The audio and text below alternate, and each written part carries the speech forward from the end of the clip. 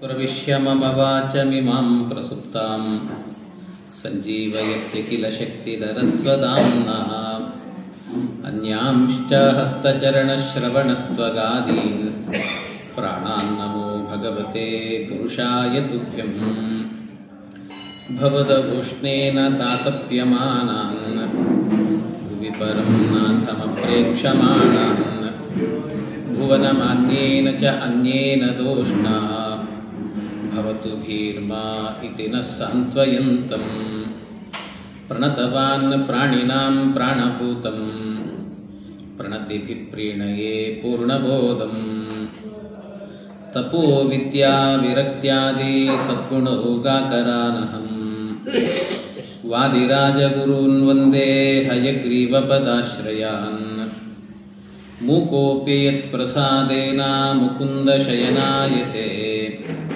राजराजायते रिक्तो राघवेन्द्रं तमाश्रये अनवद्यात्मचारित्रं वादिकद्योतभास्करं विद्यामान्यगुरुं वन्दे विद्याविद्योतभास्वरं तपस्वाध्यायशुश्रूषा कृष्णपूजारतं मुनिं विश्वेशमिष्टदं वन्दे परिव्राट् चक्रवर्तिनम्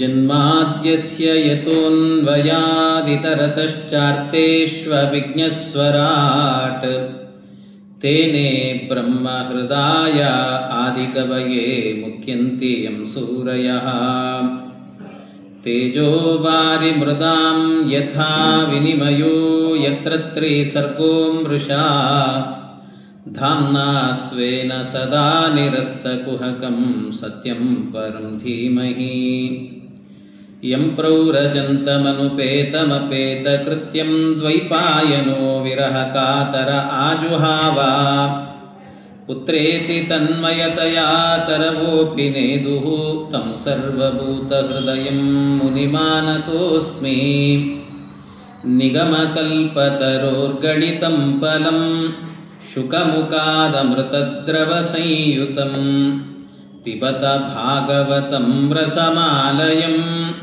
मुहुरहो रसिका भुवि भावुकाः हरिकथामृतसारगुरुಗಳ ಕರುಣದಿಂದಾಪನಿತು ಪೇಳುವೆ ಪರಮ ಭಗವದ್ಭಕ್ತರಿದನಾದರದಿ ಕೇಳುವುದು. ಶ್ರೀ ಗುರುಭ್ಯೋ ನಮಃ. ಹರಿ ಓಂ ಹರಿ ಓಂ ಹರಿ ಓಂ. ಪರೀಕ್ಷಿನ್ ಮಹಾರಾಜರಿಗೆ ಶ್ರೀಮದ್ ಭಾಗವತವನ್ನು ಹೇಳ್ತೇನೆ ಅಂತ ಆರಂಭದಲ್ಲಿ ಪರಮಾತ್ಮನ ಸೃಷ್ಟಿ, ಭಗವಂತನ ಸೃಷ್ಟಿ ಪ್ರಕ್ರಿಯೆ ಎನ್ನುವಂಥದ್ದು ಹೇಗೆ ನಡೆಯುತ್ತೆ ಅಂತ ನಿರೂಪಣೆ ಮಾಡಿದರು. ಅದರಲ್ಲಿ ಬ್ರಹ್ಮದೇವರ ತನಕಲೂ ಕೂಡ ಪರಮಾತ್ಮ ಸೃಷ್ಟಿಯನ್ನು ಮಾಡಿದ್ದಾನೆ. ಅಂಡೋದಕದ ಒಳಗೆ ಅಂದರೆ ಬ್ರಹ್ಮಾಂಡ, ಈ ಬ್ರಹ್ಮಾಂಡದ ಒಳಗೆ ಪ್ರವೇಶ ಮಾಡಿ ಭಗವಂತ ತನ್ನ ಹೊಕ್ಕಳಲ್ಲೇನೆ ಚತುರ್ಮುಖ ಬ್ರಹ್ಮದೇವರನ್ನು ಸೃಷ್ಟಿ ಮಾಡಿದ. ಅವರು ತಪಸ್ಸನ್ನು ಮಾಡಿದರು. ತಪಸ್ಸು ಮಾಡಿ ಆದ ಮೇಲೆ ನೀವು ಸೃಷ್ಟಿ ಮಾಡಿರಿ ಅಂತ ಭಗವಂತ ಆಜ್ಞೆ ಮಾಡಿದಂತೆ. ದೇವರ ಆಜ್ಞೆ ಮಾಡಿದಾಗ ಕರ್ಮಣ ಬದ್ಧತೆ ಜಂತು, ದೇವರೇ ಈ ಸೃಷ್ಟಿ ಕೆಲಸ ನನಗೆ ಬೇಡ. ಯಾಕೆ ಅಂದರೆ ಸೃಷ್ಟಿ ಮಾಡಿದೆ ಅಂತಾದರೆ ಕರ್ಮದಿಂದಾಗಿ ಮನುಷ್ಯ ಬಂಧನಕ್ಕೊಳಗಾಗ್ತಾನೆ.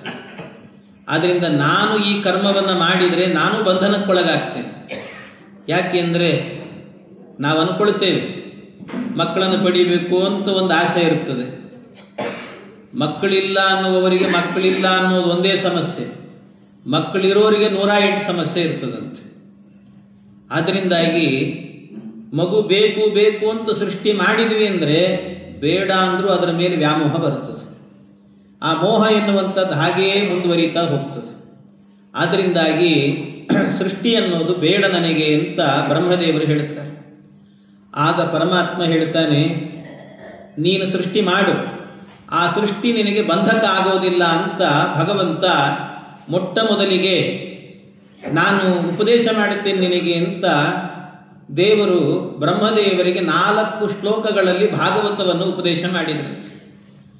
ಅಹಮೇವಾಸಮಗ್ರೇ ಚ ನಾಣ್ಯತ್ ಸದಸತ್ಪರಂ ನಾಣ್ಯದ್ಯತ್ ಸದಸತ್ಪರಂ.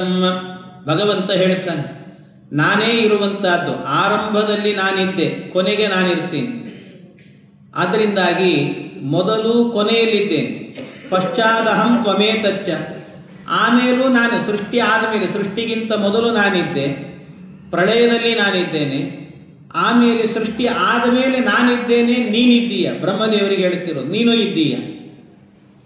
ಆದರೆ ಪ್ರಳಯದ ಅನಂತರದಲ್ಲಿ ನೀನಿಲ್ಲ, ನಾನಿದ್ದೇನೆ. ಪ್ರಳಯಕ್ಕೆ ಆಮೇಲೆ ಸೃಷ್ಟಿಗಿಂತ ಮೊದಲು ನಾನಿದ್ದೇನೆ. ಅಂದರೆ ಅರ್ಥ ಏನು? ಭಗವಂತ ಎಲ್ಲ ಕಡೆಯಲ್ಲೂ ಕೂಡ ಕಾಲದಿಂದ ವ್ಯಾಪ್ತನಾಗಿದ್ದಾನೆ. ದೇವರಿಗೆ ನಮ್ಮಂತೆ ಪರಮಾತ್ಮನಿಗೆ ಯಾವುದೇ ರೀತಿಯಾದ ನಾಶ ಇಲ್ಲ ಅಂತ. ಅಲ್ಲ, ಜೀವ ಇದ್ದಾನೋ ಇಲ್ಲೋ ಅಂತ. ಜೀವ ಇದ್ದಾನೋ ಇಲ್ಲೋ ಅಂದರೆ ಜೀವ ನಿತ್ಯ ಅಂತ ಭಗವದ್ಗೀತೆಯಲ್ಲಿ ಕೃಷ್ಣ ಹೇಳ್ತಾನೆ. ಹಾಗಾಗಿ ಜೀವ ಇದ್ದಾನೋ ಇಲ್ಲೋ ಅಂದರೆ ಜೀವನೂ ಇದ್ದಾನೆ, ಮತ್ತೆ ಭಗವಂತ ಇದ್ದಾನೆ, ಜೀವ ಇದ್ದಾನೆ, ಎರಡು ಒಂದೇ ಆಯ್ತಲ್ಲ ಅಂದರೆ ಹೌದು. ಆದರೆ ನಾಣ್ಯದ್ಯತ್ ಸದಸತ್ ಪರಂ, ಪರಂ ನಾಸೀತ್ ಅಂತ. ಪರಂ ನಾಸೀತ್ ಅಂದರೆ ಜೀವ ಇದ್ದ, ಆದರೆ ಅವನು ಸ್ವತಂತ್ರವಾಗಿರಲಿಲ್ಲ, ಪರಾಧೀನ. ಆದರೆ ಭಗವಂತ ಇದ್ದಾನೆ, ಅವನು ಸರ್ವತಂತ್ರ ಸ್ವತಂತ್ರ ಅಂತ ತಿಳಿದು ಕರ್ಮವನ್ನು ಮಾಡಬೇಕು ಅಂತ ಹೀಗೆ 4 ಶ್ಲೋಕದ ಭಾಗವತವನ್ನು ಹೇಳುತ್ತಾರೆ. ಜೊತೆಗೆ ಭಗವಂತನಿಗೆ ಕರ್ಮ ಮಾಡಿದರೂ ಕೂಡ ನಮ್ಮ ಒಳಗೆ ನಿಂತು ಮಾಡಿಸಿದರೆ ಅವನಿಗೆ ಕರ್ಮದ ಲೇಪ ಇಲ್ಲ ಭಗವಂತನಿಗೆ. ಅದೇ ರೀತಿಯಲ್ಲಿ ಭಗವಂತನಿಗೆ ಕಾಲದ ಪರಿಣಾಮ ಎನ್ನುವಂತಹದ್ದಿಲ್ಲ. ಕಾಲ ಆಗ್ತಾ ಇದ್ದಂತೆ ನಮಗೆ ಪರಿಣಾಮ ಆಗ್ತದೆ. ಕಾಲ ಆಗಿರ್ತದೆ ನೋಡ್ರಿ, ವಯಸ್ಸಾಗ್ತಾ ಆಗ್ತಾ ಏನಾಗ್ತದೆ, ಕೆಲವರಿಗೆಲ್ಲ ಆಗಿರ್ತದೆ ವಯಸ್ಸು 50-60 ಬಂದಿರ್ತಾರೆ ಹತ್ರ ಅವರು. ಆದರೂ ಹೋಗಿ ಕೇಳಿದಾಗ ಅವರನ್ನು ನಿಮ್ಮ ವಯಸ್ಸು ಎಷ್ಟ್ರಿ ಅಂತ ಕೇಳಿದರೆ ಇನ್ನೂ 25 ಅಂತ ಇರ್ತಾರೆ. ಅವ್ರು ಹೇಳ್ತಿರ್ತಾರಷ್ಟೇ, ಅವ್ರ ಬಾಯಲ್ಲಿ ಸುಳ್ಳು ಹೇಳ್ಬೋದು. ಆದರೆ ಆ ಕಾಲದ ಪರಿಣಾಮ ಇದೆಯಲ್ಲ, ಅದು ಅವ್ರ ಮುಖವನ್ನು ನೋಡಿ ಹೇಳ್ತಿರ್ತದೆ. ಹಲ್ಲು ಬಿದ್ದು ಹೋಗಿರ್ತದೆ, ಗಡ್ಡ ಮೀಸೆ ಎಲ್ಲ ಬಿಳಿ ಆಗಿರ್ತದೆ, ಮೈ ಸುಕ್ಕುಗಟ್ಟಿರ್ತದೆ. ಆ ದೇಹವೇನೆ ಅವರ ವಯಸ್ಸು ಹೇಳ್ತಿರ್ತದೆ. ಆದರೆ ಭಗವಂತನಿಗೆ, ಲಕ್ಷ್ಮೀದೇವಿಗೆ ಮಾತ್ರ ವಯಸ್ಸೇ ಆಗೋದಿಲ್ಲ. ಅವರಿಬ್ಬರಿಗೆ ವಯಸ್ಸಾಗುವುದಿಲ್ಲ. ಯಾರಾದರೂ ಹೇಳ್ರಿ, ಯಾವುದಾದ್ರೂ ಪುರಾಣದ ಹಿನ್ನೆಲೆಯಿಂದ ಹೇಳ್ರಿ ನೋಡೋಣ, ಲಕ್ಷ್ಮೀನಾರಾಯಣರಿಗೆ ಇವತ್ತು ಎಷ್ಟು ವಯಸ್ಸಾಗಿದೆ, ಯಾರಾದ್ರೂ ಹೇಳಲಿಕ್ಕೆ ಸಾಧ್ಯ? ಇಲ್ಲವೇ ಇಲ್ಲ. ಯಾವಾಗಲೂ ಹೇಗಿರ್ತಾರೆ ಅವರಿಬ್ಬರು ಅಂದರೆ 16 ವರ್ಷದ ಹುಡುಗರಿದ್ದಂತೆ ಇರ್ತಾರೆ. ಲಕ್ಷ್ಮೀದೇವಿ ಅವತಾರ ಮಾಡಿದ್ರು ಹಾಗೇನೆ. ವಾದರಾಜ ಸ್ವಾಮಿಗಳು ಅದಕ್ಕೆ ಹೇಳ್ತಾರೆ, ಪಾಲಸಾಗರವನ್ನು ಲೀಲೆಯಲಿ ಕಡೆಯಲು ಬಾಲೆ ಮಹಾಲಕ್ಷ್ಮಿ ಉದಿಸಿದಳು. ಬಾಲೆ ಮಹಾಲಕ್ಷ್ಮಿ ಬಾಲೆ ಅಂದ್ರೆ ಅರ್ಥ ಏನು? ಬಾಲೆ ಅಂತ ಹೇಳಿದ್ರೆ 16 ವರ್ಷದ ಹುಡುಗಿ ಅಂತ ಅರ್ಥ, ಷೋಡಶಿ ಅಂತ ಅರ್ಥ. ಹಾಗಾಗಿ 16 ವರ್ಷದ ತರುಣಿಯಾಗೇ ಇರ್ತಾಳಂತೆ ಲಕ್ಷ್ಮೀದೇವಿ. ಭಗವಂತ ಯಾವಾಗಲೂ ಹಾಗೆ, ಅವರಿಗೆ ವಯಸ್ಸಾಗೋದಿಲ್ಲ ಪರಮಾತ್ಮನಿಗೆ. ಆದ್ರಿಂದ ಕಾಲದ ಪರಿಣಾಮ ಎನ್ನುವಂತಹದ್ದು ಭಗವಂತನಿಗೆ ಇಲ್ಲ. ಇದನ್ನು ತಿಳಿದುಕೋ ಅಂತ ಇದೆಲ್ಲ ಚತುರ್ಮುಖ ಬ್ರಹ್ಮದೇವರಿಗೆ 4 ಶ್ಲೋಕಗಳಲ್ಲಿ ಉಪದೇಶ ಮಾಡಿರುವಂತಹ ಭಾಗವತ. ಇದಕ್ಕೆ ಚತುಶ್ಲೋಕಿ ಭಾಗವತ ಅಂತ ಹೇಳುತ್ತಾರೆ. ಬ್ರಹ್ಮದೇವರು ಇದನ್ನೆಲ್ಲ ಕಲ್ತಾದ ಮೇಲೆ ಆಮೇಲೆ ನಾರದ ಮಹರ್ಷಿಗಳು ಹೋದ್ರು ಅವರ ಹತ್ರ. ನಾರದ ಮಹರ್ಷಿಗಳು ಹೋಗಿ ಕೇಳಿದ್ರಂತೆ, ನಾರದರು, ನನಗೆ ನೀವೇನೋ 4 ಶ್ಲೋಕದಲ್ಲಿ ಭಾಗವತ ಕಲ್ತಿದ್ದೀರಂತೆ, ಆ ಭಾಗವತವನ್ನು ನನಗೆ ಹೇಳ್ರಿ ಎಂದಾಗ ಅದನ್ನು 50 ಶ್ಲೋಕ ಮಾಡಿ ಸಂಗ್ರಹ ಭಾಗವತ ಅಂತ ಮಾಡಿ ಬ್ರಹ್ಮದೇವರು ನಾರದರಿಗೆ ಉಪದೇಶ ಮಾಡುತ್ತಾರೆ. ಅದನ್ನು ನಾನು ವಿವರಣೆಯನ್ನು ಕೊಡ್ಲಿಕ್ಕೆ ಹೋಗಲ್ಲ. ಯಾಕೆಂದ್ರೆ 50 ಶ್ಲೋಕದಲ್ಲಿ ಏನು ಸಂಗ್ರಹ ಮಾಡಿದ್ದಾರೆ ಅದರ ವಿಸ್ತಾರವೇನೆ ಮುಂದಿರುವಂತಹ ಭಾಗವತ ಎಲ್ಲ. ಅದನ್ನ ನಾರದ ಮಹರ್ಷಿಗಳೇನು ಮಾಡುತ್ತಾರೆ, ಅವರು ಪುನಃ ಭಗವಂತ ವೇದವ್ಯಾಸ ದೇವರ ಬಳಿಯಲ್ಲಿ ಬಂದು ಹೇಳ್ತಾರೆ, 50 ಶ್ಲೋಕ ಭಾಗವತ ನನಗೆ ಉಪದೇಶ ಮಾಡಿದ್ದಾರೆ, ನಿಮಗೆ ಒಪ್ಪಿಸ್ತೀನಿ, ಸರಿ ಇದೆಯಲ್ಲೋ ನೋಡ್ರಿ ಅಂತಂದಾಗ ಆಯಿತು ಅಂತ ಅದನ್ನೆಲ್ಲ ಕೇಳಿಸಿಕೊಂಡು ಆಮೇಲೆ ಅದನ್ನು ಇನ್ನೂ ವಿಸ್ತಾರ ಮಾಡಿಕೊಟ್ರಂತೆ ವೇದವ್ಯಾಸ ದೇವರು. ಅದೇ 18,000 ಗ್ರಂಥಾತ್ಮಕವಾದಂತಹ ಭಾಗವತ ಅಂತ. 18,000 ಗ್ರಂಥ. ಗ್ರಂಥ ಅನ್ನೋ ಶಬ್ದಕ್ಕೆ ಅರ್ಥ ಏನು ಅಂದರೆ, ಗ್ರಂಥ ಅಂದರೆ ಪುಸ್ತಕ ಅಂತ ಅರ್ಥ ಅಲ್ಲ. ಮತ್ತೆ ಗ್ರಂಥ ಅಂದರೆ 32 ಅಕ್ಷರಗಳ ಗುಂಪಿಗೆ ಒಂದು ಗ್ರಂಥ ಅಂತ ಕರೀತಾರೆ. ಇಂತಹ ಗ್ರಂಥಗಳು ಎಷ್ಟಿದ್ದಾವೆ ಅಂದರೆ ಈ ಭಾಗವತದಲ್ಲಿ 18,000 ಇದ್ದಾವೆ. ಆದ್ರಿಂದ 18,000 ಗ್ರಂಥಾತ್ಮಕವಾದದ್ದು ಭಾಗವತ ಅಂತ ಹೇಳುತ್ತಾರೆ. ಇಂತಹ ಭಾಗವತವನ್ನು ರಚನೆ ಮಾಡಿಕೊಟ್ರಂತೆ. ಆ ಭಾಗವತದಲ್ಲಿ ಆರಂಭದಲ್ಲಿ ಹೇಳಿದರು, ಜನ್ಮಾದ್ಯಸ್ಯ ಯತೋನ್ವಯಾದಿತರತಶ್ಚಾರ್ಥೇಶ್ವ ವಿಘ್ನಸ್ವರಾಟ್ ತೇನೇ ಬ್ರಹ್ಮ ಹೃದಯ ಆದಿ ಕವಯೇ ಮುಖ್ಯಂತಿ ಯಂ ಸೂರಯಃ ತೇಜೋ ವಾರಿ ಮೃದಾಂ ಯಥಾ ವಿನಿಮಯೋ ಯತ್ರ ತ್ರಿಸರ್ಗೋ ಮೃಷಾ ಧಾಮ್ನಾ ಸ್ವೇನ ಸದಾ ನಿರಸ್ತಕುಹಕಂ ಸತ್ಯಂ ಪರಂ ಧೀಮಹಿ. ಇದು ಭಾಗವತ. ಅಂದರೆ ಜನ್ಮಾದ್ಯಸ್ಯ ಯತಃ, ಭಗವಂತ ಸಕಲ ಜನ್ಮಾದಿಗಳಿಗೆ ಕಾರಣನಾಗಿದ್ದಾನೆ. ಜನ್ಮ ಅಂದರೆ ಸೃಷ್ಟಿ ಸ್ಥಿತಿ ಲಯ ಎಲ್ಲದಕ್ಕೂ ಕಾರಣನಾಗಿದ್ದಾನೆ. ಅಲ್ಲ, ನಿಮಗೆ ಹೆಂಗೆ ಗೊತ್ತಾಯಿತು ಅಂದರೆ ಅನ್ವಯಾತ್. ಅನ್ವಯಾತ್ ವೇದ ಹೇಳ್ತಾ ಇದೆ. ಎಲ್ಲಿ ಹೇಳಿದೆ ಅಂದರೆ ವೇದದಲ್ಲಿ ಯತೋ ವಾ ಇಮಾನಿ ಭೂತಾನಿ ಜಾಯಂತೆ ಯೇನ ಜಾತಾನಿ ಜೀವಂತಿ ಯತ್ಪ್ರಯಂತ್ಯಪಿ ಸಂವಿಶಂತೀತಿ. ಯತೋ ವಾ ಇಮಾನಿ ಭೂತಾನಿ ಜಾಯಂತೆ, ಯಾರಿಂದ ಈ ಜಗತ್ತು ಹುಟ್ಟಿತು, ಈ ಭೂತ ಪಂಚಭೂತಾತ್ಮಕವಾದಂತಹ ಪ್ರಪಂಚ ಹುಟ್ಟಿತು. ಅದರಿಂದ ವೇದ ಹೇಳ್ತಾ ಇದೆ. ಆದ್ದರಿಂದ ಭಗವಂತನೇ ಜನ್ಮಾದಿಗಳಿಗೆ ಕಾರಣ ಅಲ್ಲ. ಬರೀ ವೇದ ಹೇಳ್ತಾ ಇದೆ ಅಂತ ಒಪ್ಪಿಕೊಳ್ಬೇಕಾ ಅಂದ್ರೆ ಇತರತಶ್ಚ ಯುಕ್ತಿಯಿಂದಲೂ ಕೂಡ ಭಗವಂತ ಇದ್ದಾನೆ ಅಂತ ಸಿದ್ಧ ಆಗತ್ತಂತೆ. ಯುಕ್ತಿಯಿಂದ ಅಂದ್ರೆ ಅರ್ಥ ಏನು ಅಂದ್ರೆ, ಯುಕ್ತಿಯಿಂದ ಅಂದ್ರೆ ಎಲ್ಲಿ ನಾವು ಯಾವುದೋ ಒಂದು ದೊಡ್ಡ ಹಾಲ್ ಇದೆ, ಒಂದು ಸಣ್ಣ ಕೂಸು ಓಡಾಡ್ತಾ ಇದೆ, ಯಾರೂ ಇಲ್ಲ ಅಕ್ಕಪಕ್ಕದಲ್ಲಿ, ಬರೀ ಕೂಸು ಮಾತ್ರ ಇದೆ, ಕೂಸೊಂದೇ ಓಡಾಡ್ತಾ ಇದೆ ಅಂದ್ರೆ ಅದನ್ನು ನೋಡಿದಾಗ ನಾವೇನು ತಿಳ್ಕೊಳ್ತೀವಿ? ಇಲ್ಲೊಂದು ಮಗು ಇದೆ ಅಂತಂದ ಮೇಲೆ ಇದಕ್ಕೊಬ್ಬ ಅಪ್ಪ ಅಮ್ಮ ಇರಲೇಬೇಕು, ಇಲ್ಲದೆ ಮಗು ಇರ್ಲಿಕ್ಕೆ ಸಾಧ್ಯ ಇಲ್ಲ. ಮಗು ಮಾತ್ರ ಇದೆ, ಅಪ್ಪ ಅಮ್ಮ ಕಾಣ್ತಿಲ್ಲ. ಆದರೆ ಕಾಣ್ತಾ ಇಲ್ಲ ಅಂದ ಮಾತ್ರಕ್ಕೆ ಅಪ್ಪ ಅಮ್ಮ ಇಲ್ಲ ಅಂತ ಹೇಳ್ತೀವ ನಾವು? ಇಲ್ಲ, ಇದ್ದೇ ಇರ್ತಾರೆ. ಅದೇ ರೀತಿಯಲ್ಲಿ ಈ ಇಡೀ ಜಗತ್ತೆನ್ನುವಂತಹದ್ದು ಎಲ್ಲಿ ಗುಡ್ಡ ಇರಬೇಕು, ಎಲ್ಲಿ ಕಾಡಿರಬೇಕು, ಎಲ್ಲಿ ನಾಡಿರಬೇಕು, ಎಲ್ಲಿ ನೀರು ಹರಿಬೇಕು, ಇಷ್ಟು ಸುವ್ಯವಸ್ಥಿತವಾಗಿ ಈ ಒಂದು ಪ್ರಪಂಚ ಇದೆ ಅಂತಂದ ಮೇಲೆ ಇದರ ಹಿಂದೆ ಒಬ್ಬ ಕರ್ತೃ ಇರಲೇಬೇಕು, ಒಬ್ಬ ಇಂಜಿನಿಯರ್ ಇರಲೇಬೇಕು. ಅವನು ಯಾರು? ನಾವು ಅಂತ, ನಾನು ಅಂತ ನನಗನಿಸಿಲ್ಲ, ನಿಮಗೂ ಅನಿಸ್ಲಿಕ್ಕಿಲ್ಲ. ಆದರೆ ನಾನಲ್ಲ, ನೀವಲ್ಲ. ಹಾಗಾದರೆ ನಮಗಿಂತ ಭಿನ್ನನಾದಂಥ ಒಂದು ಶಕ್ತಿ ಇದೆ, ಅವನೇ ಭಗವಂತ. ಆದ್ದರಿಂದ ಇತರತಶ್ಚ ಪರಮಾತ್ಮ ಇದ್ದಾನೆ ಅನ್ನೋದು ಸಿದ್ಧ ಆಗತ್ತೆ ಅಂತ ತಿಳಿಬೇಕು. ಅಲ್ಲ, ಇಷ್ಟೆಲ್ಲ ಸೃಷ್ಟಿ ಮಾಡ್ತಾನಲ್ಲ, ಅವನಿಗೆ ಇದ್ರ ಬಗ್ಗೆ ತಿಳುವಳಿಕೆ ಇದೆಯಾ ಅಂತ ಕೇಳಿದರೆ ಅರ್ಥೇಶ್ವಭಿಜ್ಞ, ಎಲ್ಲ ಪದಾರ್ಥಗಳ ಬಗ್ಗೆ ಸರಿಯಾದ ತಿಳುವಳಿಕೆ ಇದೆ ಅಂತ ಅವನಿಗೆ. ಅಭಿಜ್ಞ ಅಲ್ಲ, ಯಾರ ಸಹಾಯದಿಂದ ಇದನ್ನು ಸೃಷ್ಟಿ ಮಾಡ್ತಾನೆ ಭಗವಂತ ಅಂದರೆ ಸ್ವರಾಟ್, ಅವನು ಸರ್ವತಂತ್ರ ಸ್ವತಂತ್ರ, ಮತ್ತೊಬ್ಬರ ಸಹಾಯವೇ ಬೇಕಾಗಿಲ್ಲ ಭಗವಂತನಿಗೆ. ತೇನೇ ಬ್ರಹ್ಮ ಹೃದಯ ಆದಿ ಕವಯೇ. ಆದಿಕವಿ ಅಂದರೆ, ಕವಿ ಅಂದರೆ ಜ್ಞಾನಿ ಅಂತ ಅರ್ಥ. ಆ ಜ್ಞಾನಿ ಇದ್ದಾನಲ್ವಾ, ಆ ಜ್ಞಾನಿಗೂ ಕೂಡ ಮೊಟ್ಟ ಮೊದಲಿಗಾಗಬೇಕಾದ್ರೆ ಅವನಿಗೆ ಬ್ರಹ್ಮ. ಬ್ರಹ್ಮ ಅಂದರೆ ಗಾಯತ್ರಿ ಮಂತ್ರವನ್ನು ಉಪದೇಶ ಮಾಡಿದಂಥ ಮಹಾತ್ಮ ಯಾರು ಅಂದರೆ ಈ ಭಗವಂತ ಪರಮಾತ್ಮ ಅಂತ. ಅಲ್ಲ, ಇವನನ್ನ ಹೇಗಪ್ಪ ತಿಳಿಯೋದು ಅಂತ ಹೇಳಿದರೆ ಮುಖ್ಯಂತಿಯಂ ಸೂರಯ. ಇವನನ್ನು ತಿಳಿಲಿಕ್ಕೆ ಅಷ್ಟು ಸುಲಭ ಅಲ್ಲ, ಮೋಹಕ್ಕೊಳಗಾಗಿ ಬಿಡ್ತಾರಂತೆ. ಇವನನ್ನು ಏನು ಅರ್ಥ ಮಾಡಿಕೊಳ್ಳಿಕ್ಕಾಗತ್ತೆ? ದೇವರನ್ನು ಪರಿಪೂರ್ಣವಾಗಿ ಯಾರೂ ಅರ್ಥ ಮಾಡಿಕೊಳ್ಳಿಕ್ಕೆ ಸಾಧ್ಯ ಇಲ್ಲ.